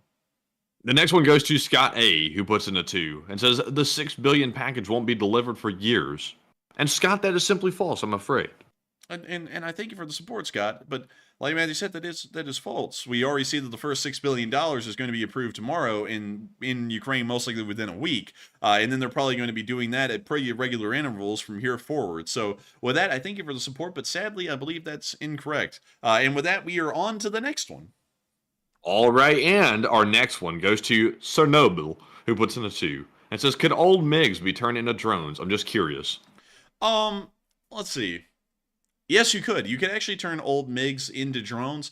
I don't know how well that would work, but you could certainly try and cut down the amount of pilots that the Ukrainians would need by really just creating drones out of some of the MiG-29s and then using them in a normal form, but there's no pilot inside of them. That'd probably be a lot easier. And so with that, I hope that does address that fairly well. And thank you so much once again for the support and helping this channel to keep on running. And with that, we are on to the next one. And it is now time to jump into our live chat questions. We're fresh out of Super Chats. And once again, thank you to everyone for supporting the channel tonight because it's greatly appreciated. And our first one here is going to be the Morse code decoders of the stream. And tonight, it was Cliff Simonson, Mark Hodges, Earl Bernew, Paul Schultz, Kevin J., Rumpelstiltskin, David Millsaps, and also Toxic Bananas. They said the Morse for tonight says, Russia is now going to make the dumbest statements of the war, really goofy move again, and long live the LSA. And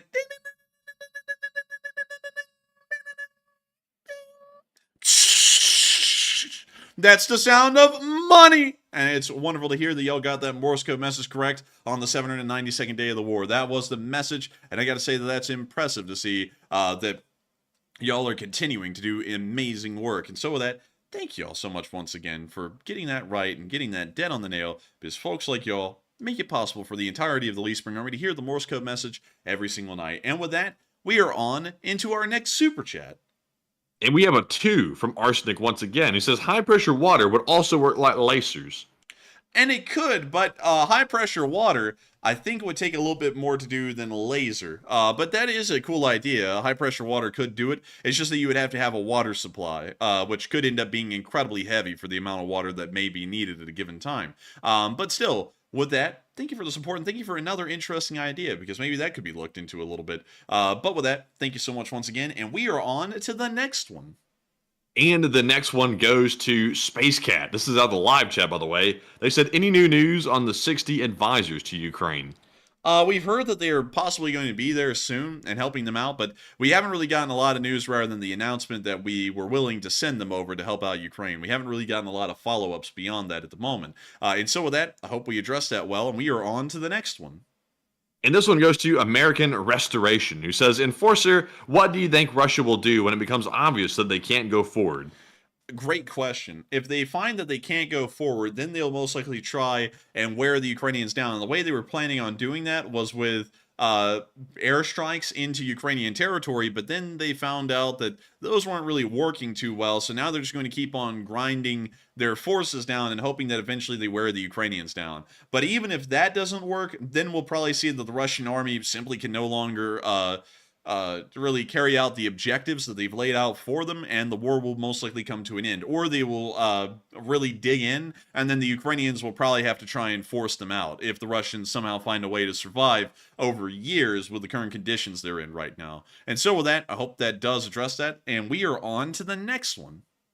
And the next one goes to Christian Cruz, who says, who sets the price of the U.S. equipment given to Ukraine, and is it the price of new equipment or something else? The United States Department of Defense sets the price of the equipment that we give, and they account in depreciation into the equipment, their age and the amount of wear that they've sustained. They account that in, and that's why we heard that earlier in the war there was an accounting error where $6 billion, it was actually a large amount, it was like $4 billion or something like that, had been misaccounted. And a lot of people thought that it was raw money, and they went, wait a minute, how can the government lose $4 billion, but when I lose $500 on my tax return, I get put in prison? And it wasn't really that. It's just that they went back around. They said, actually, we look like we may have misappraised some of the vehicles to be worth more than they were, and so then they lowered the value of them. Really, to be honest, none of these vehicles are worth anything anymore. It's kind of like an arbitrary value that's being set on them. But we do that so that way we can try and figure out how much do we give of what and how much resources go where. But that's how we give the resources to them, is that we actually find all the equipment we want to send them. We then value it with depreciation really baked in, and then after that, we then send it over to Ukraine. And so with that, I hope that does address that well. And we are on to the next one. And the next one goes to The Planet is Dying, who says, Matt, with all the damaged and destroyed Abrams, do we know if the crews survived?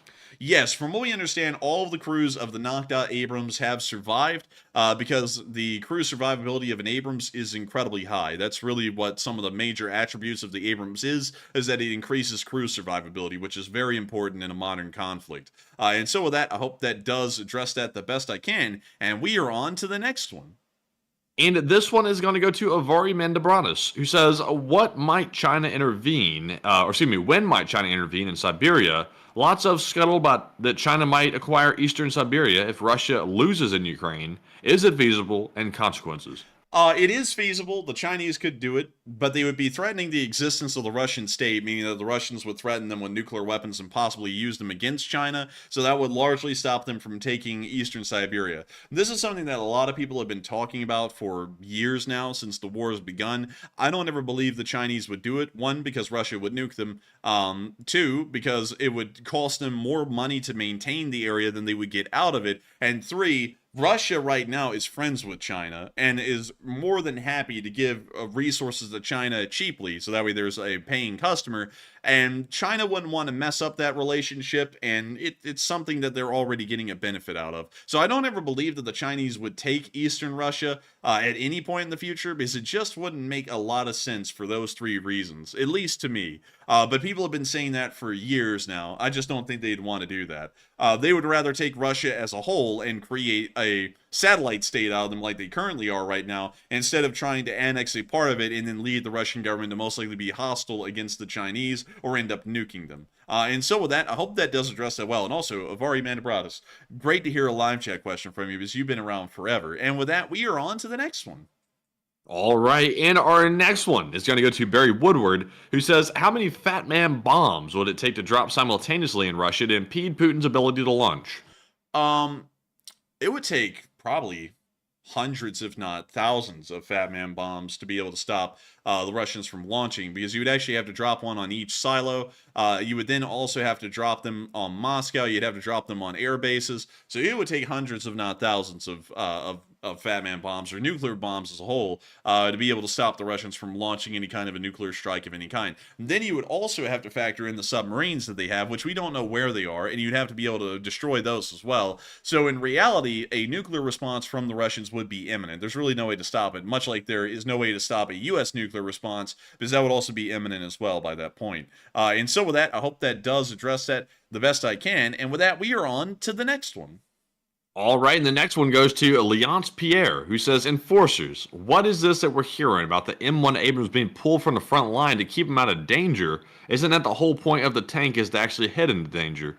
That's the thing. It largely is the point to get in danger. They are saying that they're pulling them out because there's a potential that they could be hit by drones, or they may not be good as tanks. I largely disagree with that, and I went into a massive rant pretty much on air about why I disagree with that and why the Abrams is better than a Soviet-era main battle tank.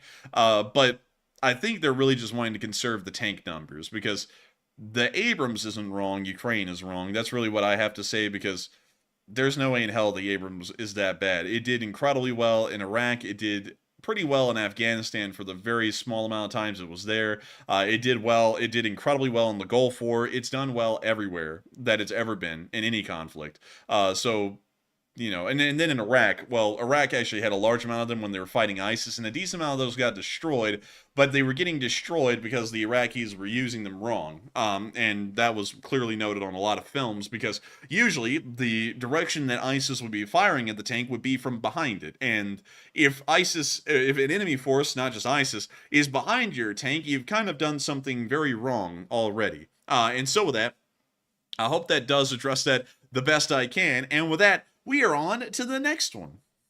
All right, and up next we have a super chat once again from Wellness LSA Latvia, who put in a 10 euro. And thank you very much, Wellness, for that support. He says, "Why did the Russian general only use lowercase letters in his orders? Because he didn't want to be accused of being too capitalist." That's a pretty good one. But I gotta say, I love to see it, Wellness. I love to see it. You're throwing in dad jokes just like Blue Flam does. I appreciate that. And I got to thank you so much once again, Wellness LSA Latvia, for having Blue Flame 777 rub off on you a little bit. But with that, thank you so much once again for support and helping this channel to keep on running, because folks like you help us out in making this thing possible. And so thank you once again. And with that, we are on to the next one.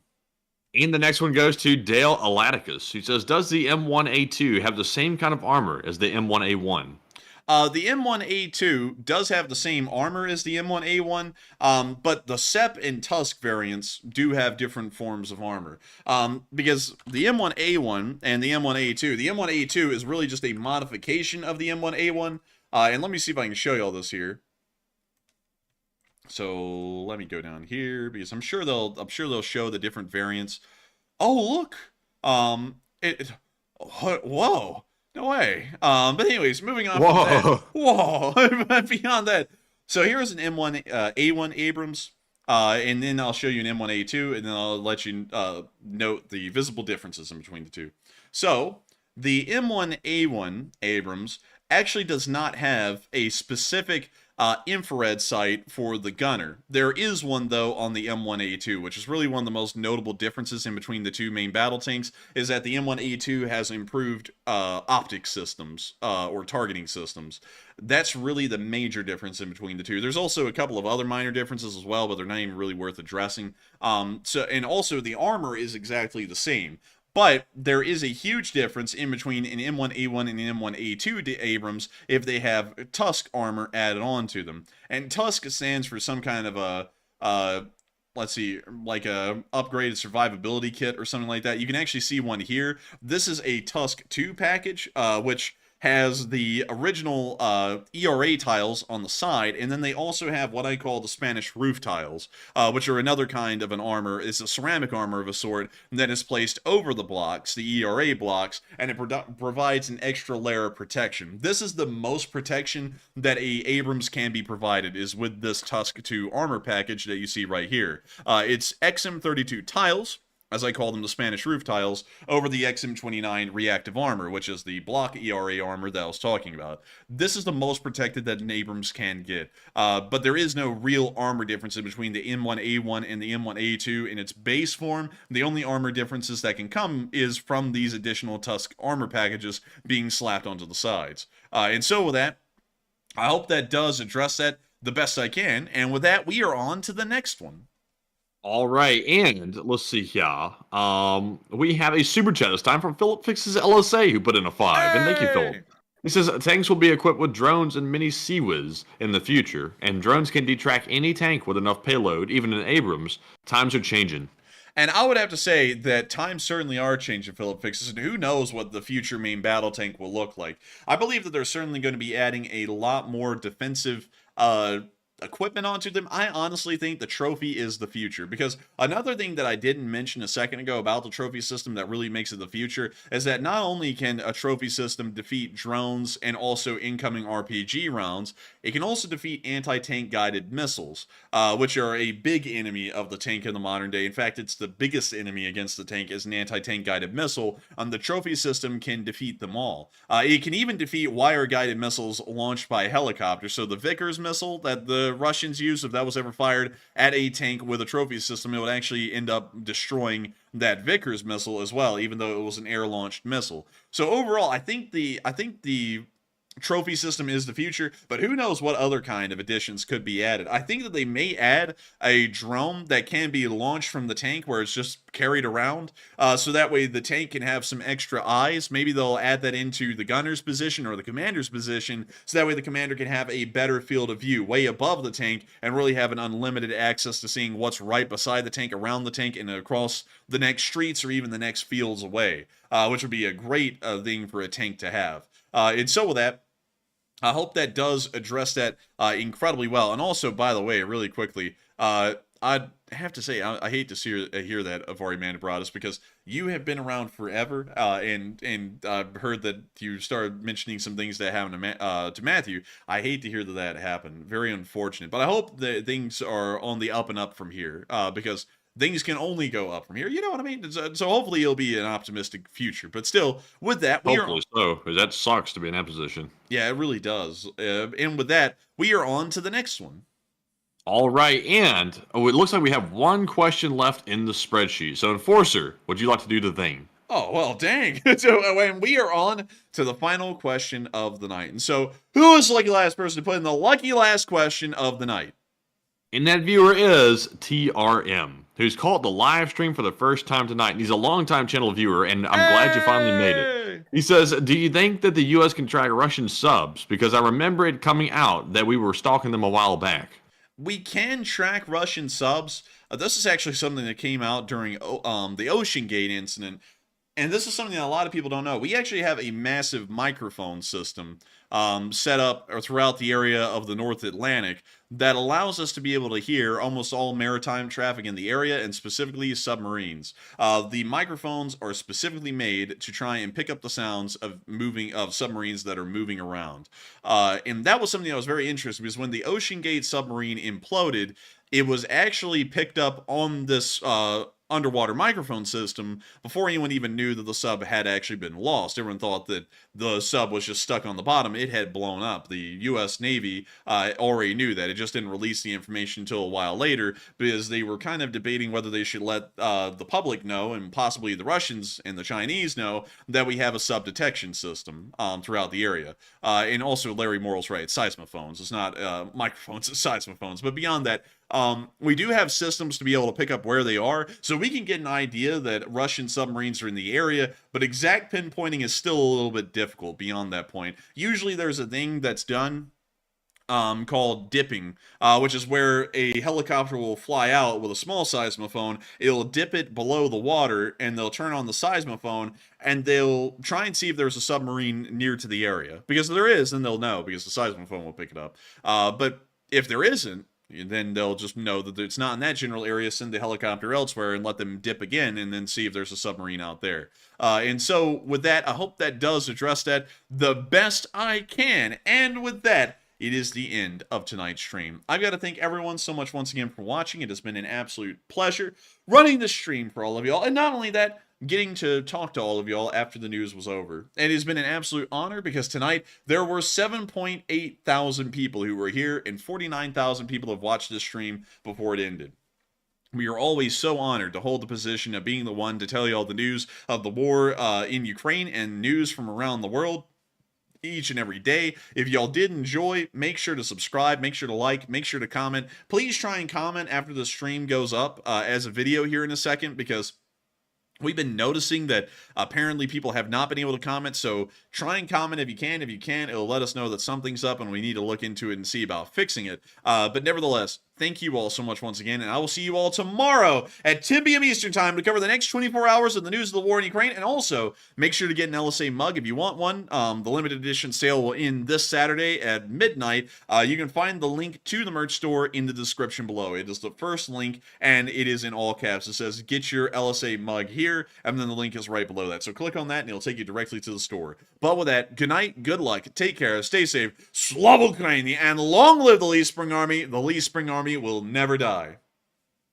And good night, folks. And like the Enforcer said, thank you all once again for another excellent stream tonight and joining us all on this good night. And with that, we'll see you all tomorrow at 10 p.m. Eastern for our nightly war news stream. And if there's enough news to cover as well, we'll be also on our midday war summary as well. So, like the Enforcer also said, check out the Enforcer mugs at officialenforcerstore.com. They'll only be there for a little while longer. So go check those out. And seriously, big thanks for another great stream. And with that, Slava Ukraine! Heroem Slava, and good night.